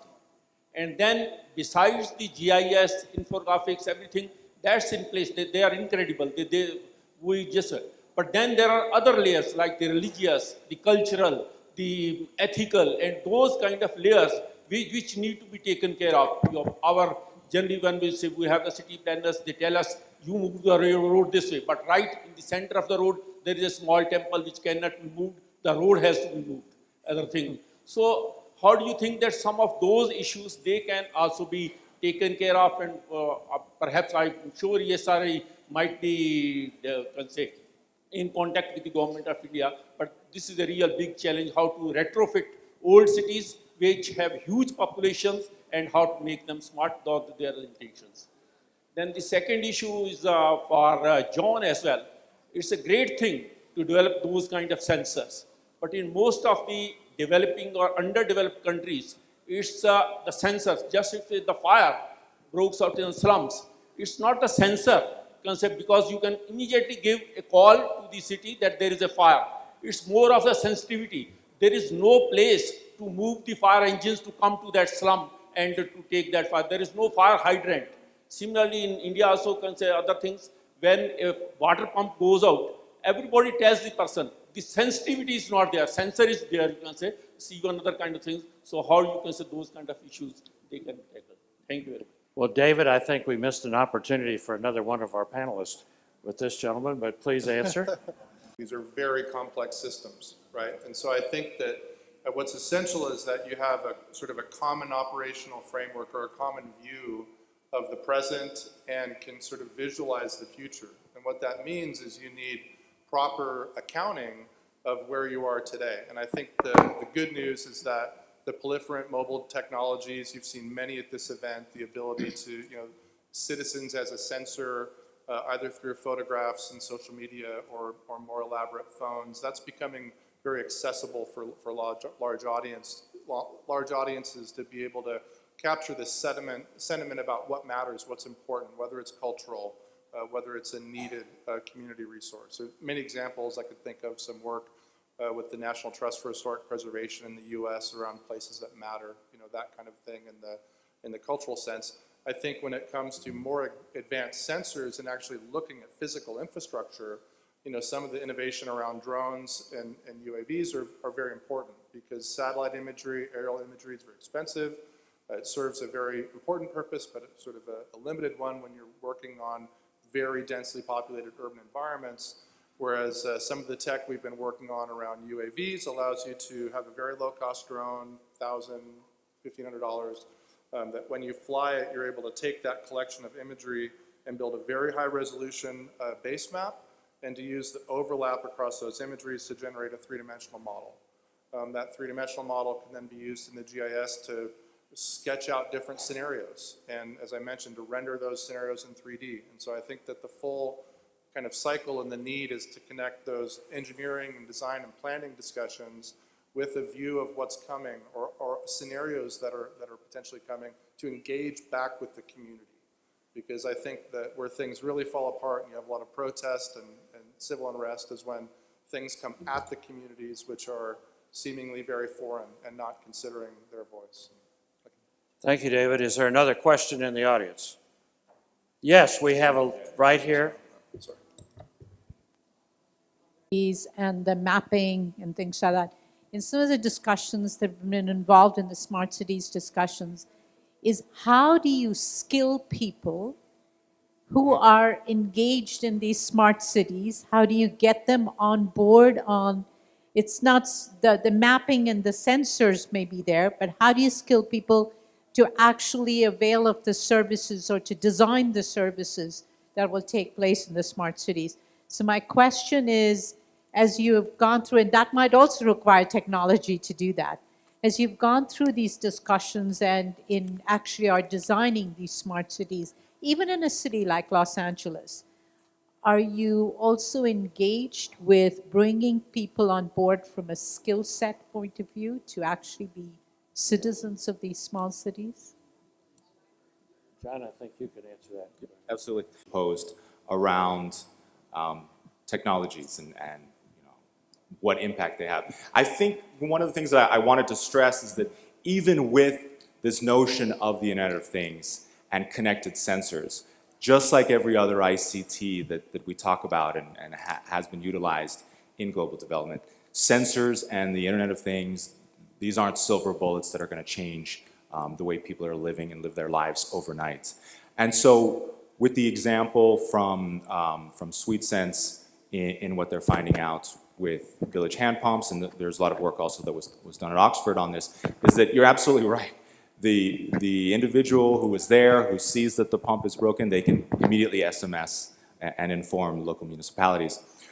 So there are other incentive structures that need to be reviewed so that the sensors are just a part of the process that may need to be re-engineered. But one point to make about this particular example around sensors is that with IoT and with sensors, you can scale communications. So in that example, with somebody reporting to their local mayor or village leader that there's a problem with the village hand pump, with a sensor, that information can be sent out at the same time to the local water service provider, maybe the Ministry of Sanitation or Water Service Delivery, the donor community, if this was a donor-funded project. So you're able to really scale that sort of communication. And then just to the second point about skills, I think there's a lot of discussion at this conference around user-centered design. The principles for digital development start off with a focus on the user and the community. And as just turning the lens back in terms of the organizations here, one of the things that we do at Cisco is we have a very large training program called the Cisco Networking Academies, where every year we train over 1 million students in a PPP model in over 10,000 networking academies worldwide across 150 countries. In Kenya, we have about 44 of these networking academies, over 5,000 students trained every year in networking IoT related technologies. So that's something that we do, a lot of other folks in the room, Microsoft as well. do it. And I think it's a community approach that we need in terms of skills building with organizations like yours. Thank you, John. I think when you listen to this presentation, that each of us in this audience in some way is participating in the development of smart communities. Because each activity that has been talked about here in all of these sessions somehow is linked to the development of smart communities through health, education, and other services. I'd like to thank the panel. I'd like to thank you for your attention and the questions. Thank you very much, panelists.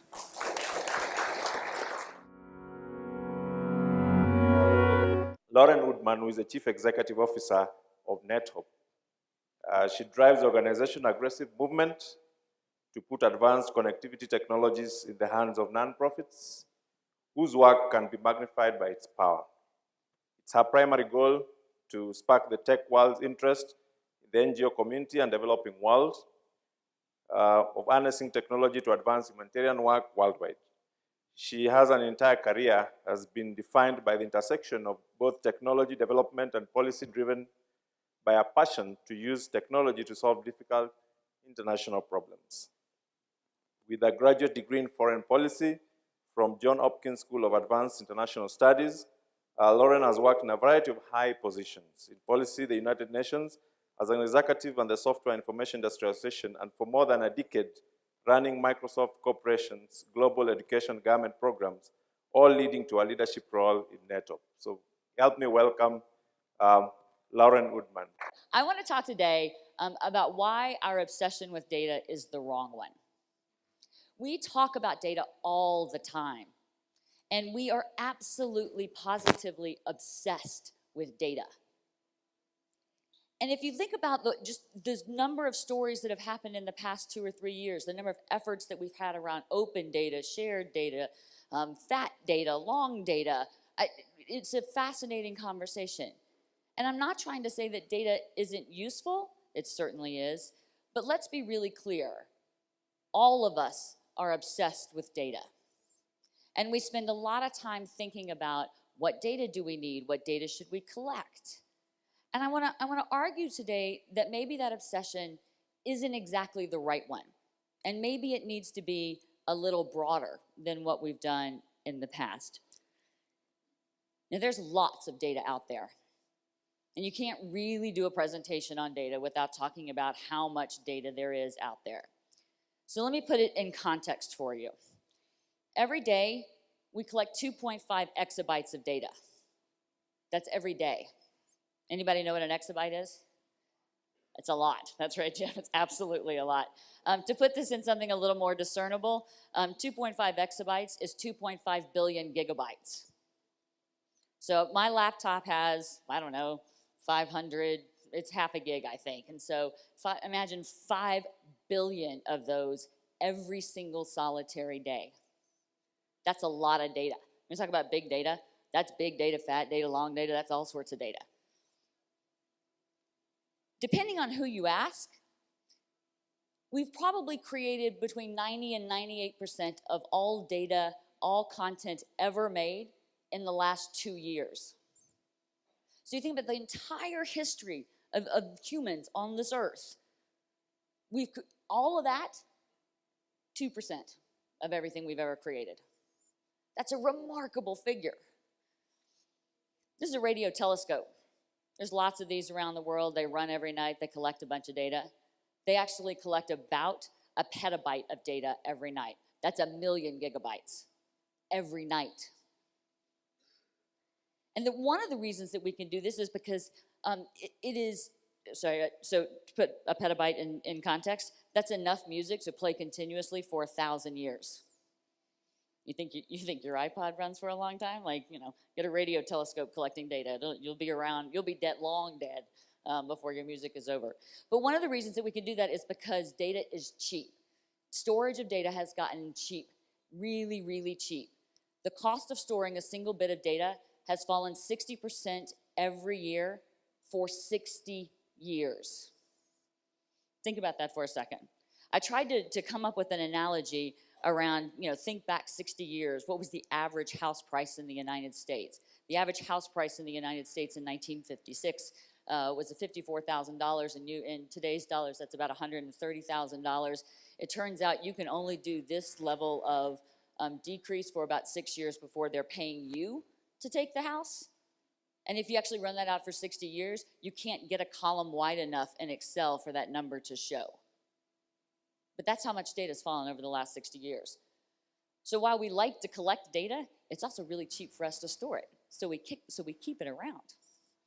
So there's a lot of data out there. And there's a maxim that says, this data is good and we can learn things from it. Anybody here know who Dave McCandless is? Go look him up. He's a fascinating guy. He's a computer scientist. He's a journalist. He's turned himself into a visualization artist. And he's written about the world's best book on doing data visualizations, mostly because what he does is just absolutely fascinating. Some of them are hilarious. He's got a really wonderful one in terms of sort of 3D wave graphs around what scares Americans the most. Now, this was done before the current presidential process, but a couple of years ago, it turns out that, one of the things that scares Americans the most is getting hit by an asteroid. And that might explain a lot about the current political situation, but that's... but what Dave points out is that, look, there's a lot of data out there, but there is very little meaning. It is very, very hard to derive meaning from all of that data. If one telescope is creating 1,000 years worth of music every night, how are we going to discern information out of that? What are we going to learn from that? And certainly there's a tremendous amount that's happening with big data, but for those of us that are sitting in this room and have to get up every morning and use data to go do something, how are we going to do that? Our data obsession today is characterized by, I would posit, 3 things. We collect, collect, collect, collect, and collect. How many folks in this room right now are involved in some project that collects data? Right, okay, you're all part of the problem. We collect a lot of data, and then we come in and we say, you know what, we're gonna do a project, let's go collect some data. Because that data's probably never been collected before. Let's go collect some more. 2, we go back and forth between whether or not data should be open or shared, or open and shared, or open and then closed, or closed and then opened. And the problem with that is that none of us know. There's lots of different scenarios, and working in an ambiguity is hard when you're trying to get to a data-driven approach. And the last thing is that we believe that data will drive change. And I say this because we believe, it feels like sometimes, that if we just have data, we'll do something different. We don't actually have to do anything with that data. We don't have to derive any meaning from that data. We just have to have it. And if we have it, then, we'll learn something. It's like when my 7-year-old says, "But Mom, I bought a new toothbrush." Yes. Did you actually brush your teeth? No, but I got a new toothbrush. Good job. Let's take the next step. And so what I want to argue is part of what we have to do is take that next step. There are some that believe that more data is always good if you know what to do with it. Now that's a big caveat, and it might be true. But I would argue that data isn't so much the thing that's really important. That's not really the thing that's important. What's important is information. And how we get from data to information, it turns out, is really, really hard.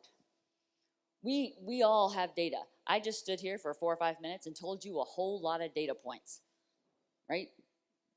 We use them all the time. They roll off our tongue. We all walk around with Fitbits and collect data about how many steps we've taken today, or we record how many calories we ate today. I never do that. Or we track how many miles we've flown on an airplane, or whatever it is. We collect a tremendous amount of data. But the question for us is what do we get out of that? And as humanitarians working in the development space, how do we use it? So I want to spend a little time talking about that and posit that ought to be our obsession. This basic data. Anybody know what this is? Anybody want to take a guess? No, not phone numbers. Good guess though. Anybody else? See how I engaged audience participation so I could grab some water and not fall off the stage?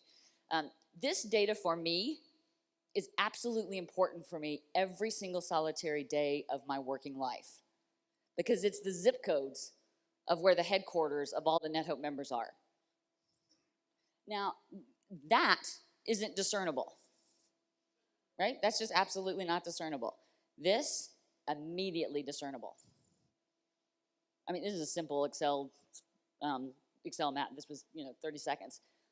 But what's nice about that is there's a tremendous amount of information that's included in that map, right? And that's one of the things about visualizations that makes data so accessible and really turns that into information, is that you can compress a tremendous amount of data into a simple piece that people can use. And to the question that we had earlier about capacity building, that is absolutely critical. And it turns out, while we might be comfortable in looking at this map and discerning something from it, learning something from it, that's not necessarily a skill that everyone has. And so that's also something that we have to think about in terms of using data more effectively. Putting data in context helps us move from a scenario where we've got data to where we've got information. And information is what moves people. Information is what helps us change what we do and change the way that we operate. So I want to take a few minutes and talk about some scenarios where data has helped us, where data has become information, and how that has led to some better scenarios.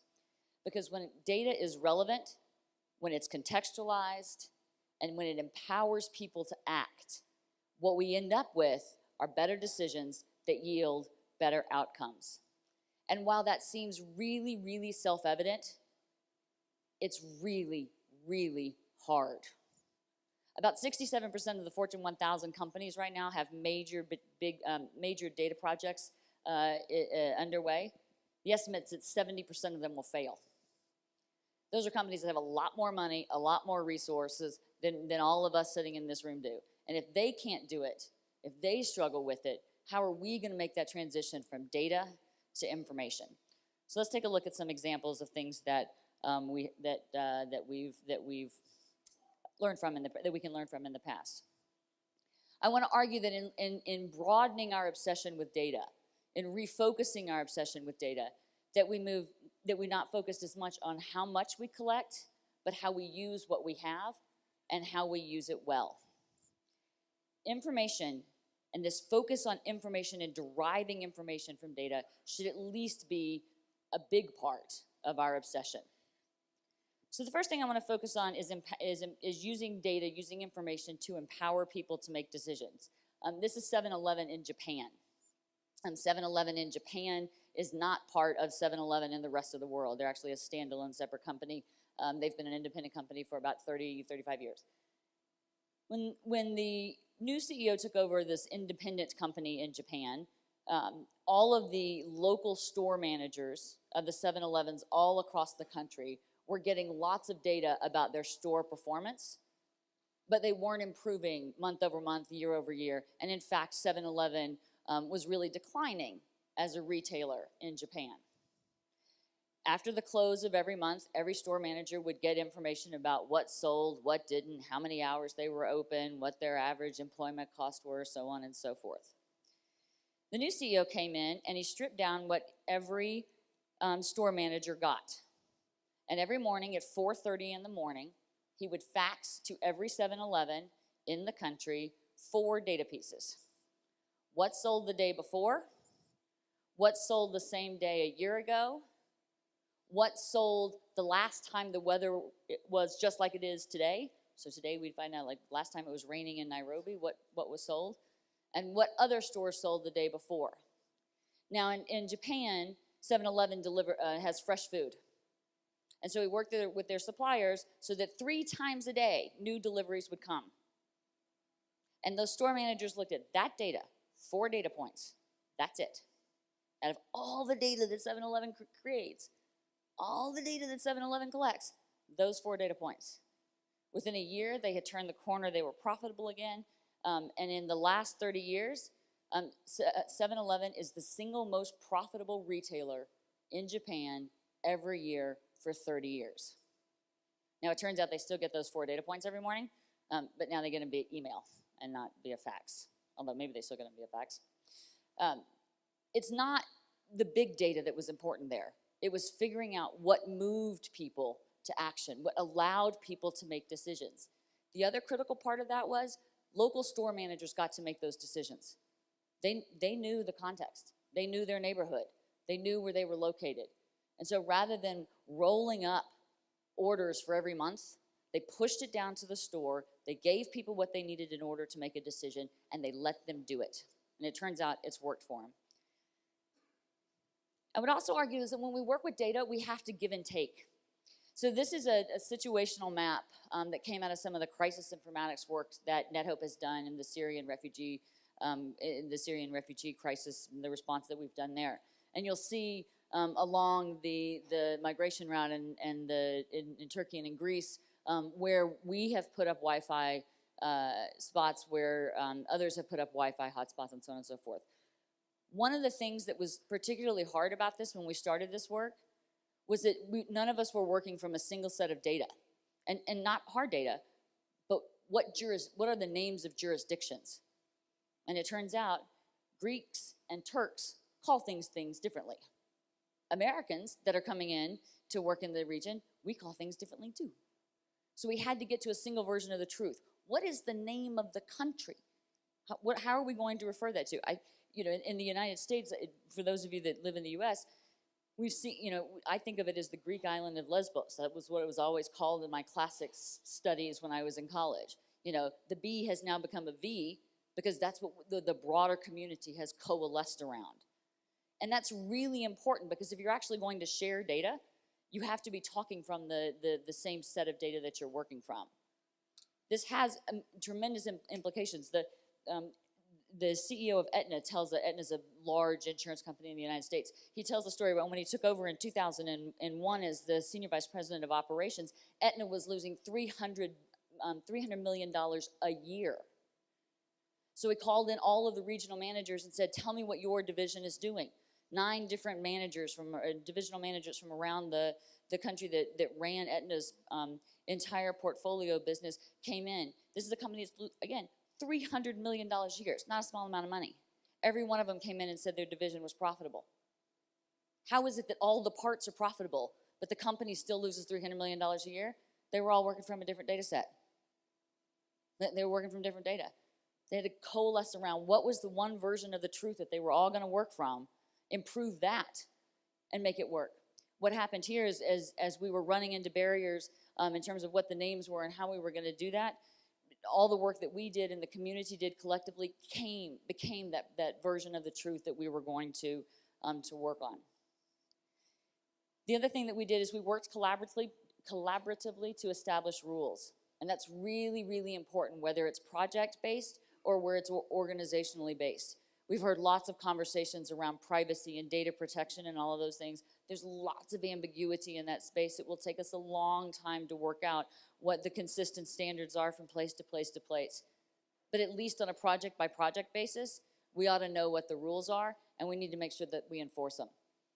Because it's really hard to move collaborative action if we're not all playing by the same rules. It also helps us make informed decisions. This is a map that we did that NetHope and its member organizations did in response to the West Africa Ebola response. And this is really hard to see. And there's not really any easy way for me to make it visible for you or easier to read. But essentially what this map does is it looks at where infection rates are growing and where there is connectivity and where Ebola treatment units were either operational, being built, or planned. That seems like a random set of data. Except that when we first started looking at this, the places where Ebola was rising most rapidly and where Ebola treatment units were not being planned was exactly where there was no connectivity. Think about that for a second. There was no connectivity. Nobody could call and say, we have sick people out here. Someone sent an Ebola treatment unit. Places where there was good connectivity, lots of Ebola treatment units. Lots of people who could call and garner resources. And so sometimes you got to look at what is it, what are the pieces of data that will help us make better decisions. And what was really interesting about this is once you started to overlay infection rates versus connectivity versus operational or planned Ebola treatment units, people that looked at it said, we need to move our Ebola treatment units. We got to go to where we can actually have an impact. And so we want to make sure that when we're looking at the data, is it helping us make better decisions? Is it really helping us get to where we want to get to? Part of the challenge in that is understanding context, right? Understanding the context in which this information is being provided, this data is being used. So 2 quick stories. There's a brilliant researcher who's at the Harvard School of Public Health, the School of Public Health at Harvard, I never get it right. And he came in and he looked at, he posited that he could predict where cholera outbreaks were going to occur based on the movement of people from village to village in Rwanda. And it's a logical hypothesis. If people stop traveling, it might be because they're ill. And if you see, you know, dramatic reductions in where people are moving, and you use mobile phone data to track it, then it would indicate that there might be an outbreak that was beginning. And sure enough, they ran the data, they looked at it, and it seemed to be too good to be true. 2 weeks before there were cholera outbreaks, they really started to take off. They could tell because the mobile phone traffic dropped, people stopped traveling, there were small pockets of cholera that then spread. Brilliant. Except that wasn't actually what was happening. What was happening is people stopped traveling and stopped moving because there was flooding. And it was the flooding that was causing people not to leave their villages. They had to take care of it. But of course, in scenarios where there's flooding, there's also often cholera outbreaks. And it wasn't until, as he was presenting apparently one day, someone said, that's not what happened. What happened was there was flooding. You can't go anywhere if there's no roads. Smart. He also did something here in Kenya. They were trying to manage, he worked with the Kenyan Ministry of Health, and they were trying to manage blood bank stocks more effectively, and they developed a little app. They worked with nurses. Nurses could tweet in when they were low, text in when they were low on certain types of blood stocks. They get everybody online, they get everybody all set up, they roll it out. The first 3 or 4 days, nurses are texting in, it's working great, and they're all patting themselves on the back. It's fantastic. Blood supplies are staying stable all around the country. About the 3rd or 4th day, there's about a 30% drop off. By the 5th day, there's a 70% drop off. And a week later, they're getting 1 or 2 texts a day. Turns out it's expensive to send a text. And no one was reimbursing the nurses for the text that they were having to send. And they said, right, didn't think about that. So they worked with Airtel, got credit from Airtel back for the text that nurses would send. Numbers go right back up again. Everything worked like a charm. So you got to ask the questions about, is the information that I have, is it really telling me what I think it's telling me? And am I incentivizing my stakeholder in this information in the right way? So I would argue that we need to develop a new obsession. A new obsession around making sure that data is actionable, making sure that data is relevant in the context in which we work. And while I absolutely do not think that we ought to stop collecting data, we are challenged in many scenarios by not having good quality data. But I do think that we need to shift our focus a little bit and at least focus as much on using data effectively and helping organizations use data effectively as we do on the collection part. First thing we have to do is we have to empower decision making. How many folks have ever shared data and then have no idea what happened to it? Right? Everybody, exactly. We suck up a lot of data and then we never actually give it back to people in any discernible form that they can use. Or we say, oh, we put it on a data repository. You can go up there and get it whenever you want to. Like, okay, well, it's great, it's useful. There's lots of scenarios where that's useful. But if you're working day to day, day in and day out, and trying to get to the point where you can adapt your approaches based on the data that you're hearing, data that you're seeing and the information that you're getting, you've got to be able to send that data back to the people that are empowered to make decisions so that they can use that information. We have to make sure that we're making informed decisions. This also sounds really easy. But one of the hardest things is to actually move to an organizational culture that is data-driven. We look at data, we say, wow, I see what the data's telling me, but my gut is telling me something different. I'm going with my gut. And part of that's because we trust our guts. It's based on experience. And so we got to get to a world where our informed decisions are actually helping us make better decisions, because we've got practice in doing that, because we know how to apply it. The data that we're using underlying that information is actually relevant to the work that we're doing.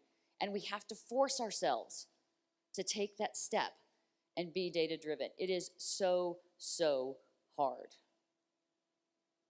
I know a lot of folks are going, it's not that hard. Do what the data tells you. How many people eat 5 vegetables a day? Right? How many of us walk our 10,000 steps a day? How many people, do all the things that we're supposed to do? The data tells me I'm supposed to do those things. You know what I had for dinner last night? A Snickers. It was fantastic. Is that healthy? No. I know the data tells me that. But it's hard to do that, right? It's hard to make that shift. And so you've got to make the data, you've got to get into that mindset. And one of the things that I will argue, to Radha's point earlier, making the shift and building the capacity to do that at an individual level is hard. Getting an organization to do that is even harder. And you have to build capacity around how you use that information to actually be actionable. 2 data points on that. MIT did a study 3 or 4 years ago where they took a fairly complex, sort of advanced secondary school calculus problem, and they put a bunch of data behind it, and they handed it to a bunch of economists and said, go work this out. Just gave them a data file. 75% of them got it wrong. And then they said, well, what if we gave you the same data, but we wrote words around it, right? Gave it a little context. And they put it out there in black and white with numbers and some words. 67% of the college economics professors got it wrong. Then they put the data into visualization. 3% of them got it wrong. So we have to think about, how do we start to create resources that people can use so that they are empowered to make decisions that are in fact good decisions. On the other hand, there was a study here in Kenya 3 or 4 years ago about the efficacy of infographics in the newspapers, right? Every newspaper in the world uses lots of infographics. And they asked the focus group of young Kenyans, they were all millennials, what is this infographic telling you? No one knew. They don't use infographics in the work that they had been doing. They hadn't been exposed to them. It didn't make any sense. But when they wrote it out in normal journalistic, like you would read any other newspaper article, everybody got it. And part of it's just a capacity and awareness. And so as we work in multiple different regions around the world with organizations with different capacities, we have to think about, if we're actually expecting data and information to help us make informed decisions, are we doing the work that's necessary on the front end to make that information accessible? We have to give and take. I am not a person that believes that all data should be open. There is, in fact, some data that should not be open, like, my home phone number, your home phone number, medical records. There is some information that should be shared.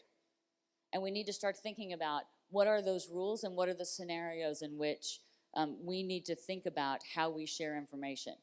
We need to err on the side of giving, but we also need to make sure that when we are working in collaboration, that we are improving the underlying data set, the underlying resources that we as a community have. I don't know if 15 years down the road, if we ever need common names of countries in the Southern European region, if we would use the same ones. Maybe they'll become the de facto names that we use for this point going forward for crisis informatics. They might. But at least we know we've advanced that conversation. And so as we think about how we give and take, we also need to start thinking about, are we willing as organizations to not just take, but to also give. Because our obsession is around collecting data and then hoping that magic happens. Now we got to think about how do we actually give back and use that data more collectively. And then finally, we have to understand context. And I know for folks that work in the field, part of you wants to stand up and cheer and say, yes, absolutely. But it's harder than you think when it comes to data. It's harder than we sometimes think when it comes to data to make sure that the correlations that we're seeing are in fact causations. And they're not the same. And any data scientist will tell you, if you run 100 data simulations and find 100 correlations, by definition, five of them are probably wrong. There's about a 5% false correlation rate in any data set that you run. So you really got to push sometimes and say, gosh, that sounds too good to be true. Is it? Or have we actually found something that works? So don't get me wrong, data's good. I like data. I collect a lot of data. Folks that work with me will be like, oh my God, she sends spreadsheets around all the time. They have all these numbers in them. We don't know what she's doing with them. I like data. I think it's a good thing. I think it empowers us to make good decisions over time. And it may even be true that more and more and more data is also equally good. But information is transformative. And if we're going to get, and if we as a community, as we as a sector are going to get to the point where the data that we're collecting is actually having an impact, we're going to have to do the hard work around building capacity, around changing our organizations, around establishing the rules for data sharing, and being open to the fact that we might have to learn a different way of doing things and letting more and more folks use that data if we're actually going to transform the sector. We know that it can happen. Lots of conversations around in these hallways this week have certainly seemed to indicate that we all want to do it. And so I hope that next year, when we come back next year and we have this conversation, the conversation that we're having isn't, how much data did you collect this year? But what did we change? What impact did we have? And how have we invested in not just being obsessed with the amount of data that we have, but how effectively we're using it to serve the communities in which we all work. I'm the only thing standing between you and a coffee break. Thank you for letting me share a little bit of time this morning. I hope you all have a very good...